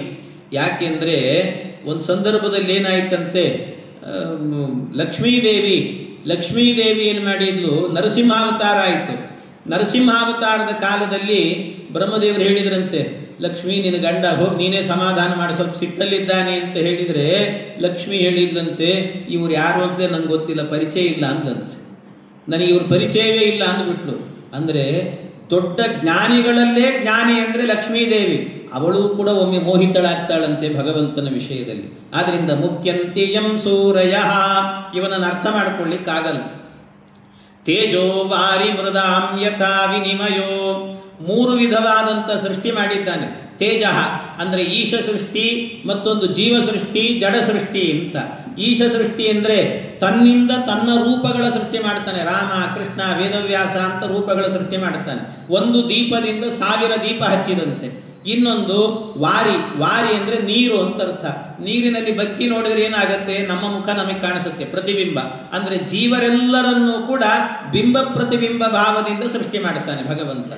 ನಾವೆಲ್ಲ ಪ್ರತಿಬಿಂಬರು, ಭಗವಂತ ಬಿಂಬ ಅಂತ. ಈ ರೀತಿಯಲ್ಲಿ ಪರಮಾತ್ಮ ಸೃಷ್ಟಿಯನ್ನು ಮಾಡ್ತಾನಂತೆ. ಇನ್ನು ಜಡ ಸೃಷ್ಟಿ ಅಂದರೆ ಮೂಲ ಪ್ರಕೃತಿಯಿಂದ ಇಡೀ ಜಗತ್ತನ್ನು ಸೃಷ್ಟಿ ಮಾಡಿದ ಭಗವಂತ. ಮೂಲ ಪ್ರಕೃತಿಯಿಂದ ಅಂದರೆ ಮಣ್ಣೇ ಮಡಿಕೆ ಆಗುವಂತೆ ಈ ಜಗತ್ತನ್ನು ಸೃಷ್ಟಿ ಮಾಡ್ತಾನೆ ಭಗವಂತ. ಇದೆಲ್ಲ ಏನು ಸೃಷ್ಟಿ ಇದೆ, ಯತ್ರ ತ್ರಿಸರ್ಗೋ ಮೃಷಾ, ಈ ಮೂರು ವಿಧವಾದ ಸೃಷ್ಟಿ ವ್ಯರ್ಥ ಅಲ್ಲ, ಸುಳ್ಳಲ್ಲ. ಇದೆಲ್ಲ ಸೃಷ್ಟಿ ಸತ್ಯವಾದದ್ದು ಅಂತ. ಇಂಥ ಭಗವಂತ ಇದರ ಹಿಂದೆ ಅವನಿಗೇನಾದರೂ ಪ್ರಯೋಜನ ಇದೆಯಾ ಅಂದರೆ ಇಲ್ಲ. ಧಾಮ್ನಾ ಸ್ವೇನ ಸದಾ ನಿರಸ್ತ ಕುಹಕಂ, ತನ್ನ ಸಾಮರ್ಥ್ಯದಿಂದ ಸೃಷ್ಟಿ ಮಾಡಿದ್ದಾನೆ. ನಿರಸ್ತ ಕುಹಕಂ, ಅವನಿಗೆ ಇದರಲ್ಲಿ ಯಾವ ಅಪೇಕ್ಷೆಯೂ ಕೂಡ ಇಲ್ಲ, ಕುಹಕ ಇಲ್ಲವೇ ಇಲ್ಲ. ಅಂತಹ ಸತ್ಯಂ, ಸತ್ಯನಾಮಕನಾದ ಪರಂ ಸರ್ವೋತ್ತಮನಾದ ಭಗವಂತನನ್ನ ಧೀಮಹಿ ಪ್ರಾರ್ಥನೆ ಮಾಡುತ್ತೇನೆ ಅಂತ ಈ ರೀತಿಯಲ್ಲಿ ಭಾಗವತವನ್ನು ವೇದವ್ಯಾಸ ದೇವರು ಬರೆದುಕೊಟ್ಟಿದ್ದಾರಂತಿಂತ ಭಾಗವತ. ಈ ಭಾಗವತವನ್ನು ಕೊಟ್ಟಾದ ನಂತರ ಆ ಭಾಗವತದಲ್ಲಿ ಬ್ರಹ್ಮದೇವರ ಸೃಷ್ಟಿ ಪ್ರಕ್ರಿಯೆ ಎನ್ನುವಂತಹದ್ದು ಬಂತು. ಬ್ರಹ್ಮದೇವರು ಮೊಟ್ಟ ಮೊದಲಿಗೆ ಸೃಷ್ಟಿ ಮಾಡಿ ಎಂದಾಗ ಏನನ್ನು ಸೃಷ್ಟಿ ಮಾಡಿದರು ಬ್ರಹ್ಮದೇವರು ಅಂದರೆ ಅಜ್ಞಾನವನ್ನು ಸೃಷ್ಟಿ ಮಾಡಿದ್ರಂತೆ. ಅಜ್ಞಾನ ಅಂದರೆ ಅದು ಯಾವುದು ಅಂದರೆ ಅಜ್ಞಾನ ಒಟ್ಟು 5 ವಿಧವಾದಂಥ ಅಜ್ಞಾನ ಇದೆ. ಅಜ್ಞಾನ ಯಾವುದು ಅಂದರೆ ತಮಸ್ಸು, ಮೋಹ, ಮಹಾಮೋಹ, ತಾಮಿಸ್ರ, ಅಂಧತಾಮಿಸ್ರ ಅಂತ. ಸ್ವಸರ್ಜಾಗ್ರೇಂದ ತಾಮಿಸ್ರಂ ಅತ ತಾಮಿಸ್ರಮಾಧಿಕೃತ ಮಹಾಮೋಹಂಚ ಮೋಹಂಚ ತಮಶ್ಚಾಜ್ಞಾನ ವೃತ್ತಯ. ಈ ಎಲ್ಲ ಅಜ್ಞಾನಗಳನ್ನು ಸೃಷ್ಟಿ ಮಾಡಿದರು ಬ್ರಹ್ಮದೇವರು. ಯಾಕೆ ಇದನ್ನು ಸೃಷ್ಟಿ ಮಾಡಿದರು ಅಂದರೆ ಈ ಅಜ್ಞಾನ ಮುಂದೆ ಹುಟ್ಟುವಂಥ ಜೀವರಿಗೆಲ್ಲ ಬರಲಿ ಅಂತಲೇ ಸೃಷ್ಟಿ ಮಾಡಿದರು. ಮತ್ತು ಅದು ಏನು ಒಂದಲ್ಲ ಎರಡಲ್ಲ 5 ಅಜ್ಞಾನಗಳನ್ನು ಸೃಷ್ಟಿ ಮಾಡಿದ್ದ. ಅಜ್ಞಾನ ಅಂದರೆ ಏನು ಹೇಳಿ? ಅಜ್ಞಾನ ಅಂದರೆ ಏನು? ಅಜ್ಞಾನ ಅಂದರೆ ಏನಿರ್ತದೆ? ದಡ್ಡತನ ಅಂತ ಅರ್ಥ ಅಷ್ಟೇ. ದಡ್ಡತನಕ್ಕೆ ಅಜ್ಞಾನ ಅಂತ ಹೇಳೋದು. ಅಲ್ಲ, ದಡ್ಡತನ ಅಂದ ಮೇಲೆ ದಡ್ಡತನದಲ್ಲಿ ಮತ್ತೆ 5 ವೆರೈಟಿ ಇರ್ತದೆ ಅದರಲ್ಲಿ. ದಡ್ಡತನ ಅಂದರೆ ದಡ್ಡತನ ಅಷ್ಟೇ, 5 ವೆರೈಟಿ ಏನು ಅದರಲ್ಲಿ? ಇದು ಯಾರಿಗೂ ಅರ್ಥ ಆಗಲಿಲ್ಲ. ಭಾಗವತ ಹೇಳಿದ್ದು ಮಧ್ವಾಚಾರ್ಯರಿಗೆ ಮಾತ್ರ ಅರ್ಥ ಆಯಿತು. ಶ್ರೀಮದ್ ಆಚಾರ್ಯರು ಮಾತ್ರ ಹೇಳ್ತಾರೆ ಮೊದಲು ತಮಸ್ಸು ಅಂದರೆ ಏನರ್ಥ ಗೊತ್ತಾ? ಏನು ಗೊತ್ತಿಲ್ಲ, ದೇವರು ಗೊತ್ತಿಲ್ಲ, ನೀನು ಗೊತ್ತಿಲ್ಲ, ಏನು ಕೇಳಿದ್ರು ಗೊತ್ತಿಲ್ಲ ಅನ್ನೋದಿದೆಯಲ್ಲ, ಇದು ತಮಸ್ಸು ಅಂತ ಅರ್ಥ. ಇನ್ನೊಂದಿದೆ ತಮಸ್ಸು, ಮೋಹ ಅಂತ ಹೇಳಿದರೆ ಇದು ವಿಪರೀತ ಜ್ಞಾನ. ಅಂದರೆ ನಾನು ದೇವರು ಒಂದೇ ಅಂತ ತಿಳಿಯೋದಿದೆಯಲ್ವಾ, ಇದು ಮೋಹ ಅಂತ ಹೇಳ್ತಾರೆ, ಮೋಹ. ಇನ್ನೊಂದು ಮಹಾಮೋಹ ಅಂತ. ಮಹಾಮೋಹ ಅಂದರೆ ಈ ಮೋಹಕ್ಕಿಂತ ಸ್ವಲ್ಪ ಡೇಂಜರ್ ಅಂತೆ. ಅಂದರೆ ನಾನು ದೇವರು ಒಂದೇ ಅಂತ ತಿಳಿಯೋದಷ್ಟೇ ಅಲ್ಲ, ನಾನು ದೇವರು ಒಂದೇ ಅಂತ ನಾನೇನು ತಿಳಿದಿದ್ದೀನಿ ಅದೇ ಸರಿ ಅಂತ ವಾದ. ಇದು ಮಹಾಮೋಹ ಅಂತ ಹೇಳ್ತಾರೆ. ನಾನು ತಿಳಿದದ್ದೇ ಸರಿ ಅಂತ ಅದರಲ್ಲಿ ಆಗ್ರಹ ಇದೆಯಲ್ವ, ಇದು ಮಹಾಮೋಹ. ಇನ್ನು ತಾಮಿಸ್ರ ಅಂತಿದೆ. ತಾಮಿಸ್ರ ಅಂದರೆ ಏನು ಗೊತ್ತಾ? ತಾಮಿಸ್ರ ಅಂತ ಹೇಳಿದರೆ ಸಮೀಚೀನ ಜ್ಞಾನದಲ್ಲಿ ದ್ವೇಷ. ಯಾರು ಸಮೀಚೀನವಾದ ಅಂದರೆ ದೇವರು ಸರ್ವೋತ್ತಮ, ಅವನು ಸರ್ವಜ್ಞ, ನಾವು ಅಲ್ಪಜ್ಞರು ಅಂತ ತಿಳುವಳಿಕೆಯನ್ನು ಹೇಳಿದರೆ ಅದನ್ನು ಕಂಡ್ರು ದ್ವೇಷ ಮಾಡೋದಂತೆ, ಈ ರೀತಿ. ಇನ್ನೊಂದು ಅಂಧತಾಮಿಸ್ರ ಅಂತಿದೆ. ಈ ಅಂಧತಾಮಿಸ್ರ ಇದೆಯಲ್ಲ, ಅದು ಎಷ್ಟು ಅಂದರೆ ವಿಷ್ಣು ಭಕ್ತರನ್ನ, ವಿಷ್ಣುವನ್ನ ಕೊಲೆ ಮಾಡಬೇಕು ಅಂತ. ಯಾರು ಸಮೀಚೀನ ಜ್ಞಾನವನ್ನು ಬೋಧನೆ ಮಾಡುತ್ತಾರೆ ಅವರ ಮೇಲೆ ಮಾರಣಾಂತಿಕ ಹಲ್ಲೆ ಮಾಡಬೇಕು ಅನ್ನುವಂಥ ದ್ವೇಷ ಇದೆಯಲ್ವಾ, ಆ ದ್ವೇಷ ಎನ್ನುವಂತಹದ್ದು ಅಂಧತಾಮಿಸ್ರ ಅಂತ ಕರೀತಾರೆ. ಹೀಗೆ 5 ವಿಧವಾದಂಥ ಅಜ್ಞಾನ ಅಂತ. ಈ ಅಜ್ಞಾನಗಳನ್ನು ಬ್ರಹ್ಮದೇವರು ಸೃಷ್ಟಿ ಮಾಡಿದರು. ಈ ಬ್ರಹ್ಮದೇವರು ಸೃಷ್ಟಿ, ಮತ್ತು ಇದರಿಂದ ಹೆಂಗೆ ಪಾರಾಗಬೇಕು ನಾವು ಅಂದರೆ, ಇದು ಪಾರಾಗಲಿಕ್ಕೆ ಏನು ಮಾಡಬೇಕು ಅಂದರೆ ಪ್ರತಿನಿತ್ಯವೂ ಕೂಡ ಇದನ್ನು ನಾರಾಯಣ ಅಷ್ಟಾಕ್ಷರ ಜಪ ಮಾಡಬೇಕು. ಗಾಯತ್ರಿ ಮಂತ್ರ ಆದ ಮೇಲೆ ಗಾಯತ್ರ್ಯಾಹ ತ್ರಿಗುಣಂ, ಗಾಯತ್ರಿ ಮಂತ್ರ ಏನು ಮಾಡ್ತೀರಿ ನೀವು ಅದರ 3 ಪಟ್ಟು ನಾರಾಯಣ ಅಷ್ಟಾಕ್ಷರ ಜಪವನ್ನು ಮಾಡಬೇಕು. ಆ ನಾರಾಯಣ ಅಷ್ಟಾಕ್ಷರೆಯನ್ನು ಮಾಡಬೇಕಾದ್ರೆ ಏನು ಮಾಡ್ತೀವಿ? ಜಪವನ್ನು ಮಾಡಬೇಕಾದ್ರೆ ಅದರಲ್ಲಿ ಆ ಅನುಸಂಧಾನ ಅಂದರೆ ಅಂಗನ್ಯಾಸ ಅಂತ ಹೇಳ್ತೀವಿ. ಕ್ರುದ್ದೋಲ್ಕಾಯ ಹೃದಯಾಯ ನಮಃ, ಮಹೋಲ್ಕಾಯ ಶಿರಸೇ ಸ್ವಾಹ ಇತ್ಯಾದಿಗಳನ್ನಲ್ಲಿ ಒಟ್ಟು 5 ರೂಪ, ಭಗವಂತನ ರೂಪ. ಕ್ರುದ್ದೋಲ್ಕ, ಮಹೋಲ್ಕ, ವೀರೋಲ್ಕ, ದ್ಯೋಲ್ಕ, ಸಹಸ್ರೋಲ್ಕ ಅಂತ 5 ಭಗವಂತನ ರೂಪಗಳಿವೆಲ್ಲವೂ ಕೂಡ. ಈ ಭಗವಂತನ ರೂಪಗಳೇನಿದ್ದಾವಲ್ಲ, ಈ ಭಗವಂತನ ರೂಪಗಳನ್ನು ಚಿಂತನೆ ಮಾಡಬೇಕು. ಯಾಕೆ ಅಂದರೆ ಈ 5 ರೂಪಗಳು ಕೂಡ 5 ಅಜ್ಞಾನಗಳಿಗೆ ನಿಯಾಮಕ ರೂಪಗಳಿವೆ. 5 ಅಜ್ಞಾನಗಳಲ್ಲೂ ಕೂಡ ಈ ಯಾರು ಮರುದೇವತೆಗಳು 5 ಜನ, ಅವರು ಅದಕ್ಕೆ ಅಭಿಮಾನಿಗಳಂತೆ. ಯಾರ್ಯಾರು ಅಂತ ಹೇಳಿದರೆ ನಾಗ, ಕೂರ್ಮ, ಕೃಕಲ, ದೇವದತ್ತ, ಧನಂಜಯ ಅಂತ 5 ತತ್ವಾಭಿಮಾನಿಗಳಿದ್ದಾರೆ. ಅವರ ಅಂತರ್ಯಾಮಿಯಾಗಿ ಭಗವಂತನ ಕೃದ್ದೋಲ್ಕಾದಿ ರೂಪಗಳಿರ್ತಾರೆ. ಈ ರೂಪಗಳನ್ನು ನಿತ್ಯ ಅನುಸಂಧಾನ ಮಾಡಿಕೊಂಡು ನಾರಾಯಣ ಅಷ್ಟಾಕ್ಷರಿಯನ್ನು ಮಾಡಿದರೆ ನಮ್ಮ ಒಳಗಿರುವ ಅಜ್ಞಾನವನ್ನು ಪರಿಹಾರ ಮಾಡ್ತಾನಂತೆ ಭಗವಂತ. ಗಾಯತ್ರಿ ಮಂತ್ರವನ್ನು ಹೇಳ್ತೀವಿ, ಯಾಕೆ ಅಂದರೆ ಸುಜ್ಞಾನ ಬರಲಿ ಅಂತ, ಒಳ್ಳೆ ಜ್ಞಾನ ಬರಲಿ ಅನ್ನೋದಕ್ಕೋಸ್ಕರ ಗಾಯತ್ರಿ ಮಂತ್ರ. ನಾರಾಯಣ ಅಷ್ಟಾಕ್ಷರ ಅಜ್ಞಾನ ಹೋಗಲಿ ಅಂತ, ಅಜ್ಞಾನ ಹೋಗಲಿಕ್ಕೆ ನಾರಾಯಣ ಅಷ್ಟಾಕ್ಷರ. ಅದರಿಂದಲೇ ಗಾಯತ್ರಿ ಹೇಳುವಾಗ ಧಿಯೋ ಯೋನ ಪ್ರಚೋದಯ, ಧಿಯಃ ನಹ, ಒಳ್ಳೆ ಬುದ್ಧಿಯನ್ನು ನನಗೆ ಪ್ರೇರಣೆ ಮಾಡು ಅಂತ ಹೇಳುವುದು. ಈ ರೀತಿಯಲ್ಲಿ ಮಾಡುವಂಥದ್ದು. ಹಾಗಾಗಿ ಇದನ್ನೆಲ್ಲ ಈ ಭಾಗವತದಲ್ಲಿ ಹೇಳಿದ್ದನ್ನು ಎಲ್ಲ ಹೆಣ್ಣುಮಕ್ಕಳು ಹರಿಕಥಾಮೃತ ಸಾರ ಓದಿದ್ರೆ ಅವರಿಗೆಲ್ಲ ಪರಿಚಯ ಇರ್ತದೆ. ಅದರ ಹರಿಕಥಾಮೃತ ಸಾರದಲ್ಲಿ ಹೇಳುವಾಗ ಜಗನ್ನಾಥ ದಾಸರು ಹೇಳುತ್ತಾರೆ, 5 ವಿದ್ಯೆಗಳೊಳಗೆ ಇಹನಾಗಾದಿಗಳಧಿಷ್ಠಾನದಲ್ಲಿ ಲಕುಮೀದವನು ಕೃದ್ದೋಲ್ಕಾದಿ ಮೊದಲಾದ 5 ರೂಪವ ತಾಧರಿಸಿ.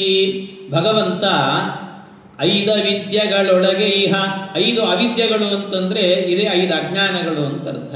ಅವುಗಳ ಒಳಗೆ ನಾಗಾದಿಗಳ ಅಧಿಷ್ಠಾನದಲ್ಲಿ, ನಾಗಾದಿಗಳು ಅಂದ್ರೆ ನಾಗ, ಕೂರ್ಮ, ಕೃಕಲ, ದೇವದತ್ತ, ಧನಂಜಯ ಇವರ ಅಧಿಷ್ಠಾನದಲ್ಲಿ ಕೃದ್ದೋಲ್ಕಾದಿ ಮೊದಲಾದ 5 ರೂಪವ ತಾಧರಿಸಿ. ಲಕುಮೀಧವ ಭಗವಂತ ಕೃದ್ದೋಲ್ಕ ಮೊದಲಾದಂಥ 5 ರೂಪವನ್ನು ಧಾರಣೆ ಮಾಡಿಕೊಂಡು ಅಜ್ಞಾನಗಳನ್ನು ಪರಿಹಾರ ಮಾಡುತ್ತಾನೆ. ಅದನ್ನು ನಿತ್ಯ ಚಿಂತನೆ ಮಾಡ್ರಿ ಅಂತ ಜಗನ್ನಾಥ ದಾಸರು ಹೇಳುತ್ತಾರೆ. ಭಾಗವತದಲ್ಲೇ ಹೇಳಿದ್ದದನ್ನು. ಇಂಥ ಒಂದು ವಿಶಿಷ್ಟವಾಗಿರುವಂತಹ ನಿತ್ಯದಲ್ಲೂ ಧ್ಯಾನ ಮಾಡಬೇಕಾಗಿರುವಂತಹದ್ದು. ಈ ಅಜ್ಞಾನಗಳನ್ನು ಸೃಷ್ಟಿ ಮಾಡಿದ್ರು, ಅದರ ಪರಿಹಾರವನ್ನು ಕೂಡ ಹೇಳಿದ್ದಾರೆ. ಅಜ್ಞಾನ ಸೃಷ್ಟಿ ಆದ ನಂತರ ಮುಂದೆ ಏನನ್ನಿಸ್ತು, ಒಳ್ಳೆ ಸೃಷ್ಟಿ ಮಾಡಬೇಕು ಅಂತ ಒಳ್ಳೆ ಸೃಷ್ಟಿ ಮಾಡಿದರು. ಸನಕಾದಿಗಳು ಹುಟ್ಟಿದ್ರಂತೆ. ಈ ಸನಕಾದಿಗಳೆಲ್ಲ ಹುಟ್ಟಿದ ಕೂಡಲೇ ಸನಕಾದಿಗಳಿಗೆ ಹೇಳಿದರು, ನೀವು ಸೃಷ್ಟಿ ಕಾರ್ಯವನ್ನು ಮುಂದುವರಿಸ್ರಿ ಅಂತ. ನೀವು ಮುಂದುವರಿಸ್ರಿ ಅಂತಂದ್ರೆ ಅವರೆಲ್ಲ ಹೇಳಿದರು, ನಮಗೆ ಇದೆಲ್ಲ ಬೇಡ, ಸನ್ಯಾಸ ಸಾಕು ನಮಗೆ ಅಂತ ಇದನ್ನು ಬಿಟ್ಟು ಸನ್ಯಾಸವನ್ನು ಸ್ವೀಕಾರ ಮಾಡಿದರು. ಬ್ರಹ್ಮದೇವರಿಗೆ ಸಿಟ್ಟು ಬಂತು. ಸಿಟ್ಟು ಮಾಡಿಕೊಂಡಾಗ ಸಿಟ್ಟಿನಿಂದಲೇ ಒಬ್ಬರು ಹುಟ್ಟಿದ್ರಂತೆ. ಅವರ ಹೆಸರೇ ರುದ್ರ ಅಂತ ಹೆಸರು. ಅವರಿಗೆ ರೋಷ ಆವೇಶ ಬಂದಾಗ ರುದ್ರ ಹುಟ್ಟಿದ. ಆ ರುದ್ರದೇವರಿಗೆ ಹೇಳಿದರು, ನೀವು ಸೃಷ್ಟಿ ಮಾಡಿರಿ ಅಂತ. ಆಯಿತು ಅಂತ ರುದ್ರದೇವರು ಸೃಷ್ಟಿ ಮಾಡಿದರು. ಅನೇಕ ಭೂತಗಣಗಳನ್ನು ಸೃಷ್ಟಿ ಮಾಡಿದ್ರಂತೆ. ಭೂತಗಣಗಳು, ಅನೇಕ ಭೂತಗಣಗಳು. ಆ ಭೂತಗಣಗಳೆಲ್ಲ ಸೃಷ್ಟಿ ಮಾಡಿದಾಗ ನೋಡಿ ಬ್ರಹ್ಮದೇವರು ಹೇಳಿದರು, ಅಲಂ ಪ್ರಜಾಭಿ ಸೃಷ್ಟಾಭಿ, ಸಾಕು ನಿಲ್ಲಿಸ್ರಿ ಸೃಷ್ಟಿಯನ್ನ ಅಂದರು. ಏನು ಸೃಷ್ಟಿ ಮಾಡು ಅಂದರೆ ಇಂಥ ಸೃಷ್ಟಿ ಮಾಡಿದ್ರಲ್ಲ, ಸಾಕು ಅಂತಂದ್ರು. ಆಗ ಮತ್ತು ನಾನೇನು ಮಾಡಲಿ ಅಂದರು ರುದ್ರದೇವರು. ಭಗವಂತ ಹೇಳುತ್ತಾನೆ ಅಂದರು. ಪರಮಾತ್ಮ ಬಂದು ಹೇಳಿದಂತೆ, ಈ ಭೂತಗಳನ್ನೆಲ್ಲವನ್ನು ಕರೆದುಕೊಂಡು ಊರಿನ ಹೊರಭಾಗದಲ್ಲಿ ಹೋಗಿ ನೀವು ವಾಸ ಮಾಡ್ರಿ ಅಂದ್ರಂತೆ. ನೀವು ಎಲ್ಲಿ ವಾಸ ಮಾಡುತ್ತೀರೋ ಆ ಜಾಗಕ್ಕೆ ನಿಮ್ಮ ಹೆಸರೇ ಬರಲಿ ಅಂದರು. ಆದ್ರಿಂದ ರುದ್ರದೇವರು ಈ ಭೂತಗಣಗಳನ್ನೆಲ್ಲ ಕರ್ಕೊಂಡು ಹೋಗಿ ಎಲ್ಲಿ ಕೂಡ್ತಾರಲ್ಲ ಆ ಜಾಗಕ್ಕೆ ಹೆಸರೇನು ಅಂದರೆ ರುದ್ರಭೂಮಿ ಅಂತ ಹೆಸರು. ಅದೇ ಸ್ಮಶಾನ ಅಂತ ರುದ್ರದೇವರು ವಾಸ ಮಾಡಿ. ಮತ್ತೆ ರುದ್ರದೇವರು ಸ್ಮಶಾನವಾಸಿಗಳು ಮೈಲಿಗೆ ಅಮಂಗಲ ಹಿಂಗೆಲ್ಲ ತಿಳಿಬಾರ್ದು. ರುದ್ರದೇವರ ಅನುಗ್ರಹ ಇಲ್ಲ ಅಂತ ಆದರೆ ನಾವು ಒಂದೇ ಒಂದು ಸತ್ಕರ್ಮ ಮಾಡಲಿಕ್ಕೆ ಸಾಧ್ಯ ಇಲ್ಲ. ರುದ್ರದೇವರ ಅನುಗ್ರಹ ಪರಮಾನುಗ್ರಹ ಎನ್ನುವಂಥದ್ದು ಬೇಕಾದದ್ದು. ಒಂದು ಒಳ್ಳೆ ಕೆಲಸವನ್ನು ಮಾಡಬೇಕು ಅಂದರೆ ದೇವರು ಪೂಜೆ ಮಾಡಬೇಕು, ಗುರುಮಂತ್ರ ಮಾಡಬೇಕು, ಸಂಧ್ಯಾ ವಂದನೆ ಏನು ಮಾಡಿದರೂ ಕೂಡ ರುದ್ರದೇವರ ಅನುಗ್ರಹ ಬೇಕು. ಯಾಕೆ? ಒಳ್ಳೆ ಮನಸ್ಸನ್ನು ಕೊಡುವವರೇ ಅವರು. ಅವರೇನಾದರೂ ಅನುಗ್ರಹ ಮಾಡದೇ ಇದ್ದರೆ ಏನಾಗುತ್ತೆ, ನಮ್ಮ ಸುತ್ತಲೂ ಆ ಭೂತಗಣಗಳೆಲ್ಲ ಕೂಡ್ಕೊಳ್ತಾವಂತೆ. ಆ ಭೂತಗಣಗಳನ್ನೆಲ್ಲ ದೂರ ಹೋಗ್ಲಿಕ್ಕೋಸ್ಕರ ರುದ್ರದೇವರ ಪ್ರಾರ್ಥನೆ ಮಾಡಬೇಕು. ಚೋಟಿಕಾ ಮುದ್ರೆಯನ್ನು ತೋರಿಸ್ಬೇಕು ಅದಕ್ಕೆಲ್ಲ.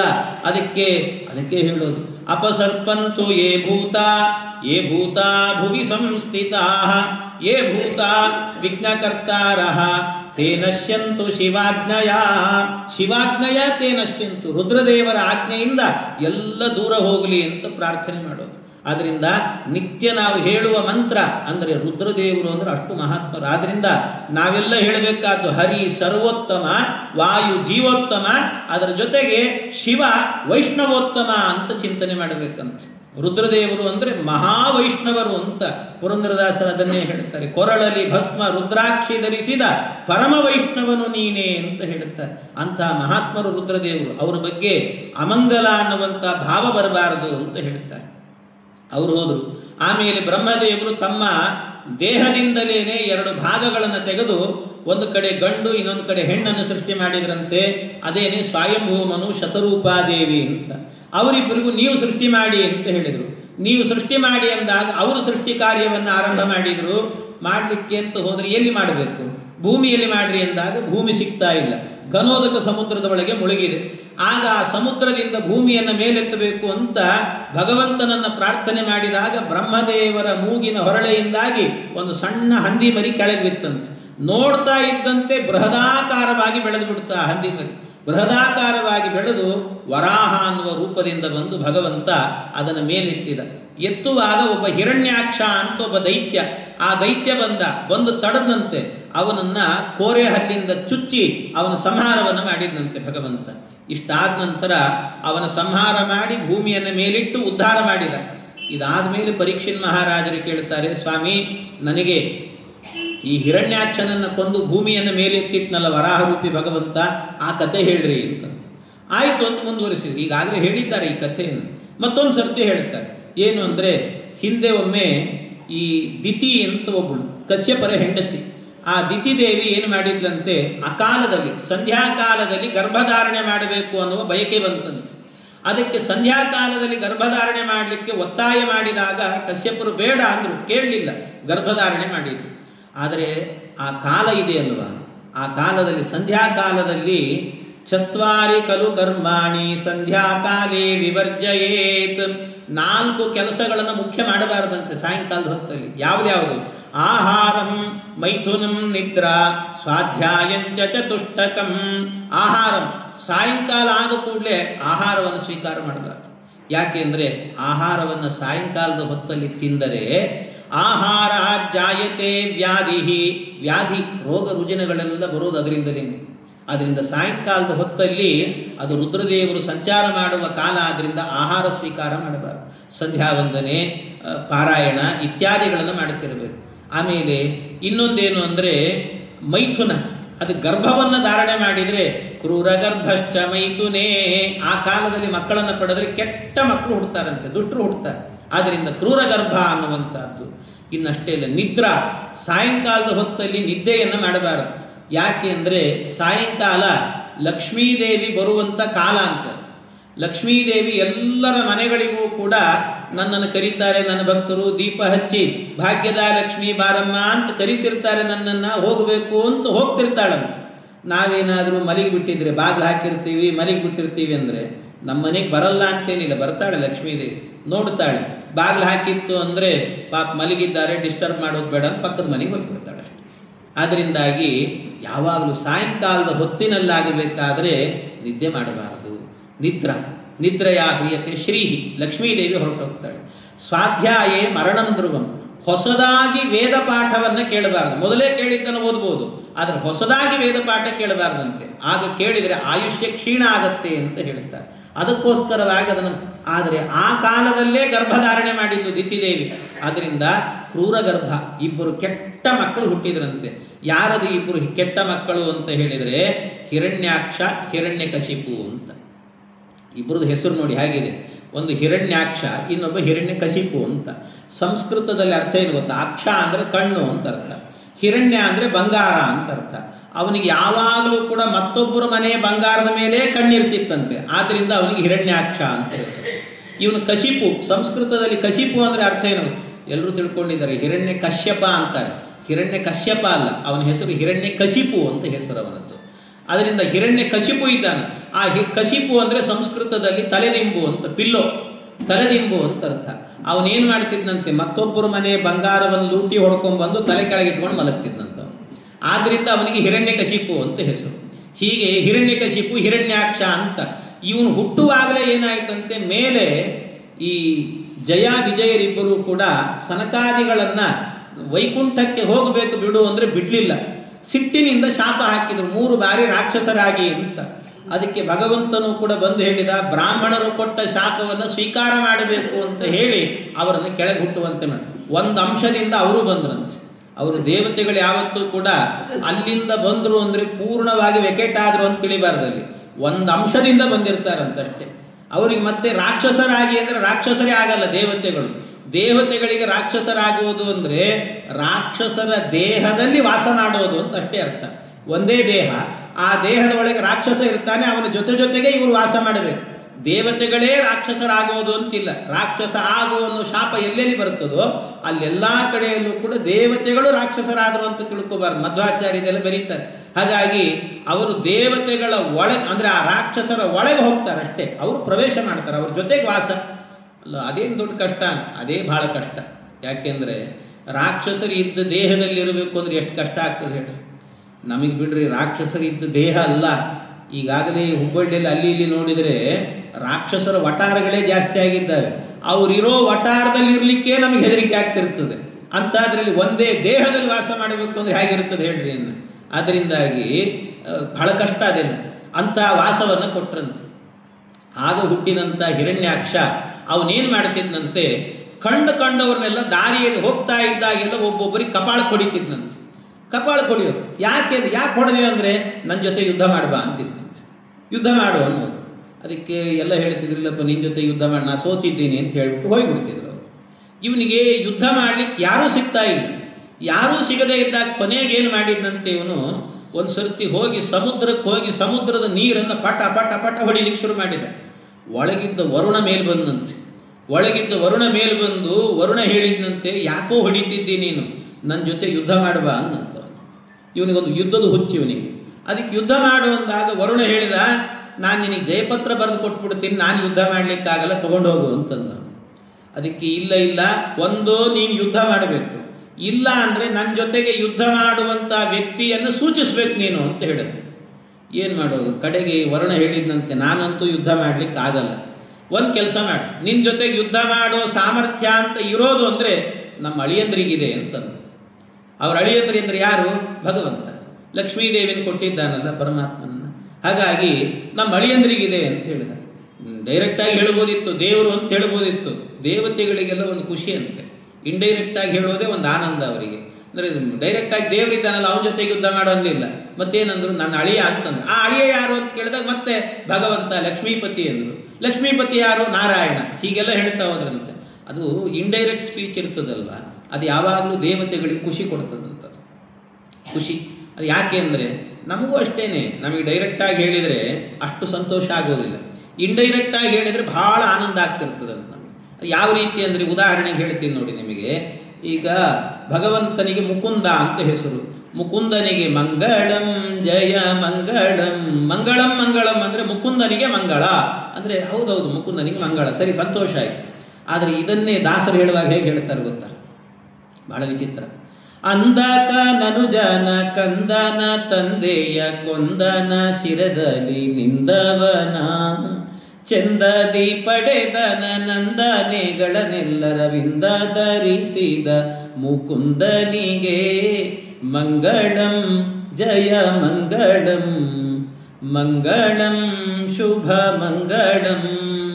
ಏನು ಹೇಳಿದ್ರು ಗೊತ್ತಾಗಲ್ಲ.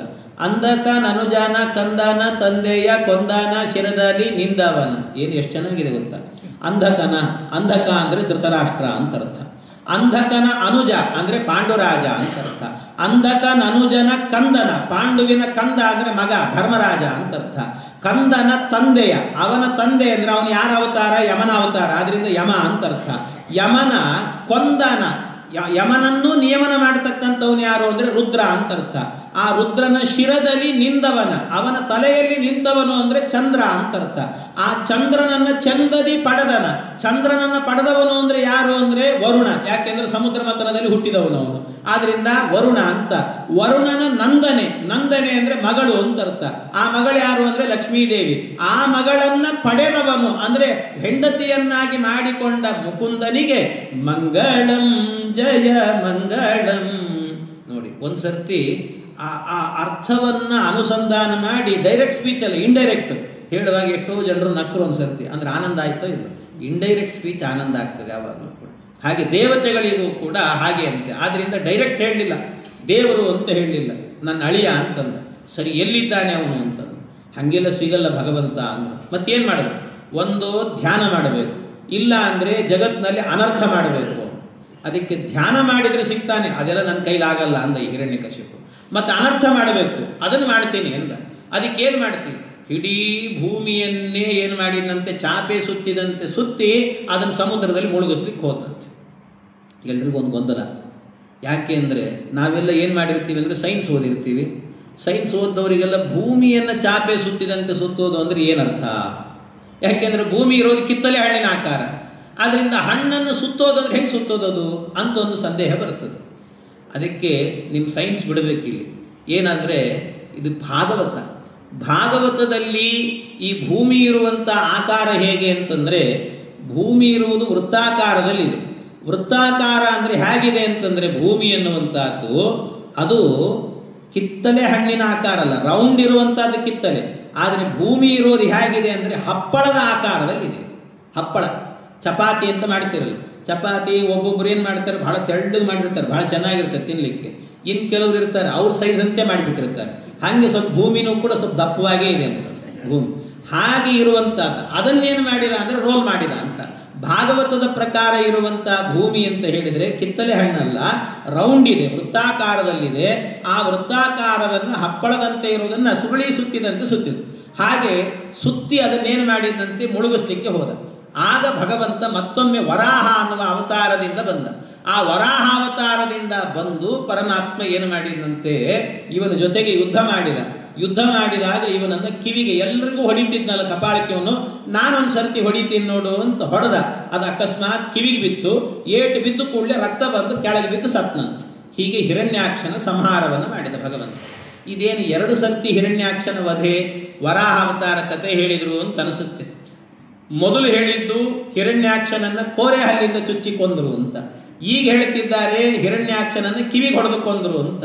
ಏನರ್ಥ ಅಂದ್ರೆ ಭಗವಂತ 2 ಬಾರಿ ವರಾಹಾವತಾರ ಮಾಡಿದ್ದಾನೆ.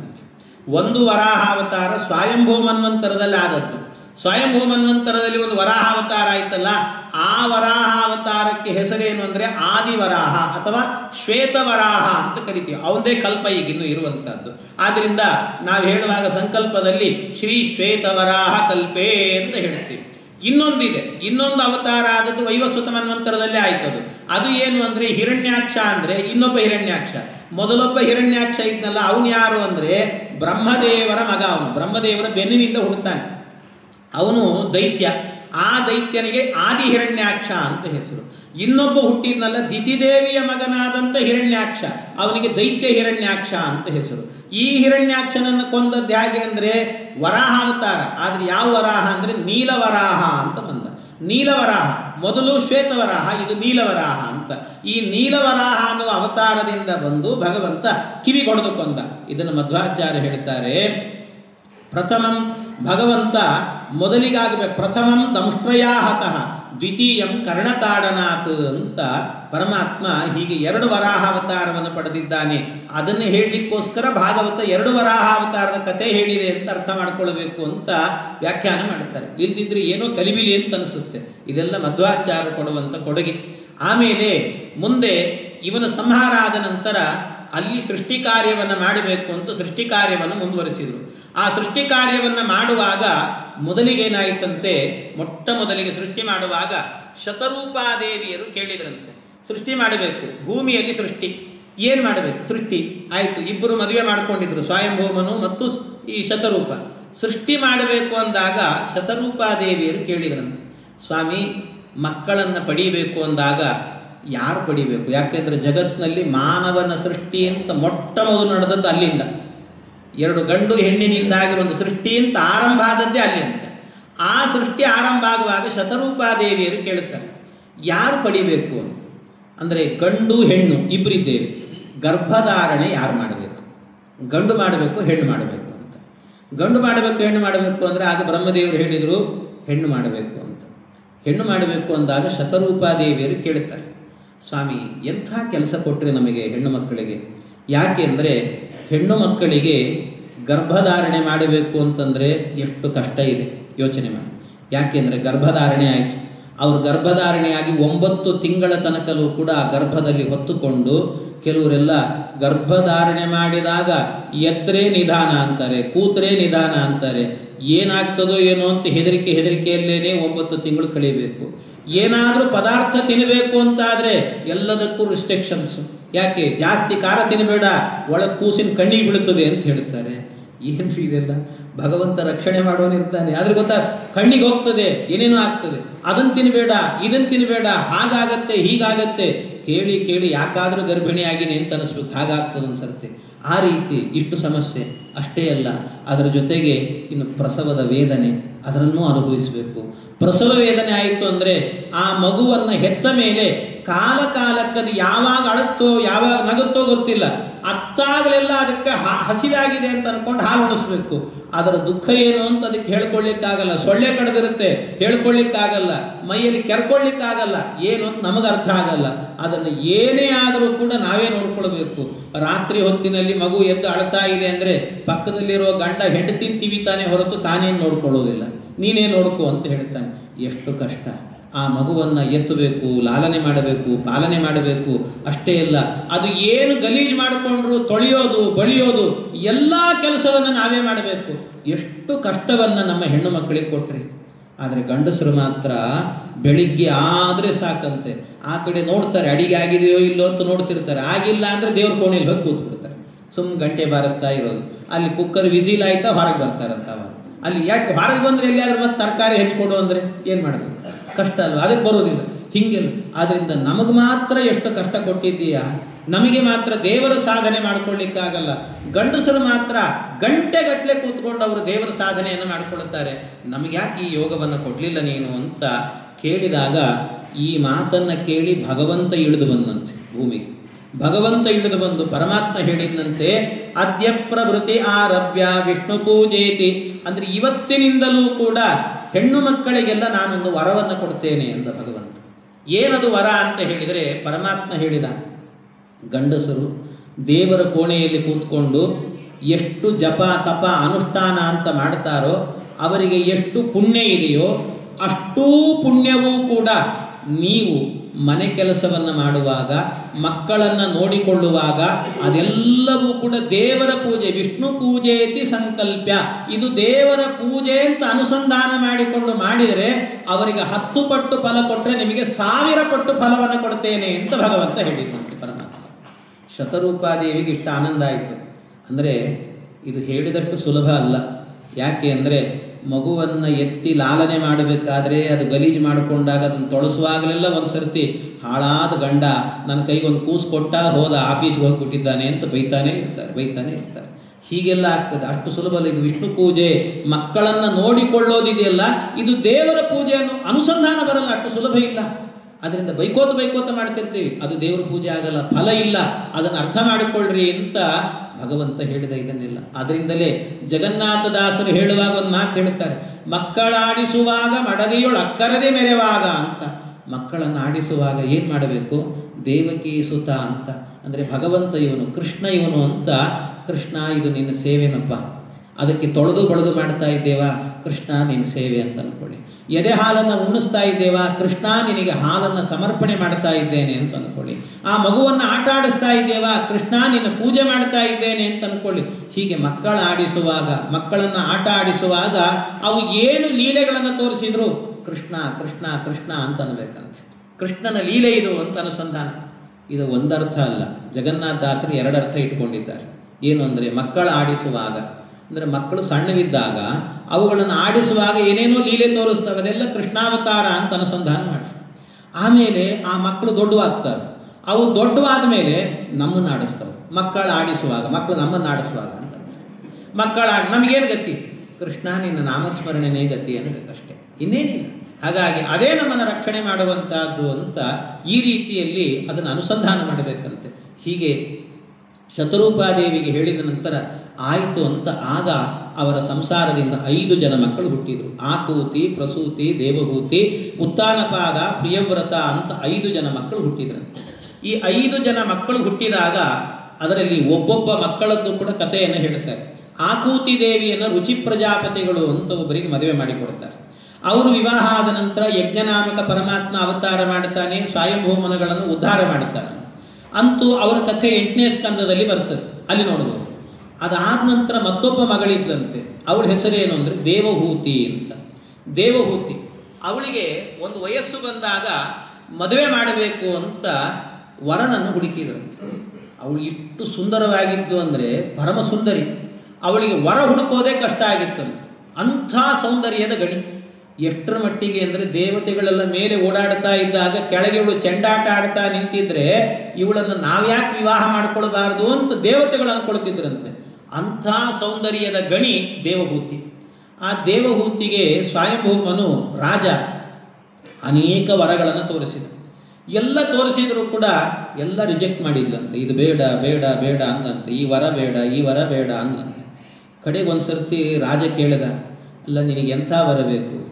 ಏನು MBBS ಬೇಕು, ಸಾಫ್ಟ್ವೇರ್ ಬೇಕು, IAS ಬೇಕು, ಯಾವುದು ಬೇಕು ನಿನಗೆ, ನೀನೇ ಹೇಳಿಬಿಡು, ಅಂಥವರನ್ನೇ ಹುಡುಕ್ತೀನಿ ನಿನಗೆ ಅಂತಂದರೆ ಅದಕ್ಕೆ ಅವಳು ಹೇಳಿದ್ಲಂತೆ, ಅಪ್ಪ ನನಗೆ MBBS ಬೇಡ, ಸಾಫ್ಟ್ವೇರ್ ಬೇಡ, IAS ಬೇಡ, ಯಾವುದು ಬೇಡ, ಮತ್ತೇನು ಬೇಕು, ಎಂಥ ವರ ಬೇಕು ನಿನಗೆ? ಅದು ಕೊನೆಗೆ ಹೇಳಿದ್ದಂತೆ, ನನಗೆ ಬೇಕಾದ್ದು ಒಬ್ಬನೇ ಒಬ್ಬ ಶುದ್ಧವಾದ ವೈದಿಕ ಗಂಡ ಬೇಕು ಅಂತ. ಎಲ್ಲರೂ ಹೇಳ್ತಾರೆ ಒಲ್ಲೇನಾ ವೈದಿಕ ಗಂಡನ ಅಂತ ಹೇಳ್ತಾರೆ. ಬೇಕು ನನಗೆ ವೈದಿಕ ಗಂಡ ಅಂದ್ಲು. ವೈದಿಕನೇ ಬೇಕು ಅಂದ್ಲು.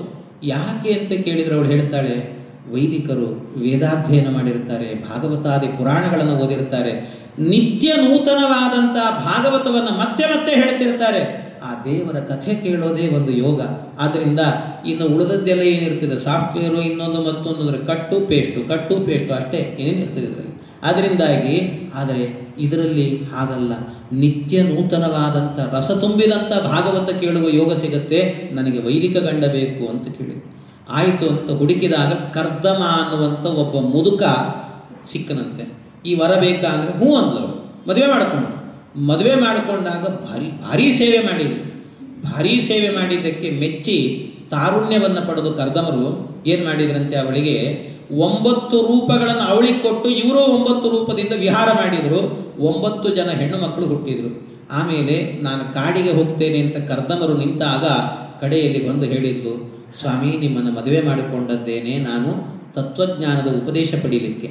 ಆದರೆ ಆ ಜ್ಞಾನ ಕೊಡದೆ ನೀವು ಕಾಡಿಗೆ ಹೋದರೆ ನಾನೇನು ಮಾಡಲಿ?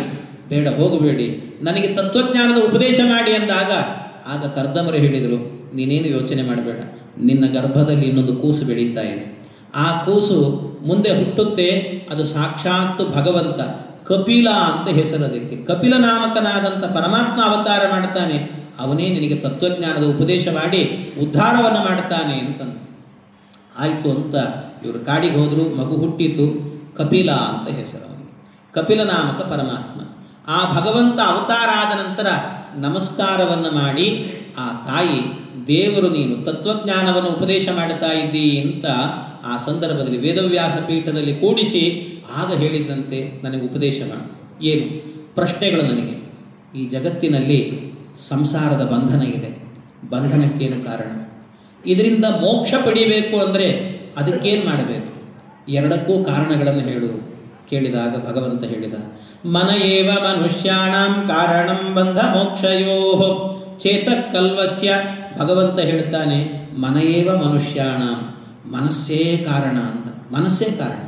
ಮನಸ್ಸು ಬಂಧನಕ್ಕೂ ಒಳಗಾಗತ್ತೆ, ಬಿಡುಗಡೆಗೂ ಒಳಗಾಗತ್ತೆ. ಹೇಗೆ? ಒಂದೇ ಬೀಗದ ಕೈ, ಅದರಿಂದ ಬೀಗ ಹಾಕಲಿಕ್ಕೂ ಬರುತ್ತೆ, ಬೀಗ ತೆರೀಲಿಕ್ಕೂ ಬರ್ತದೆ.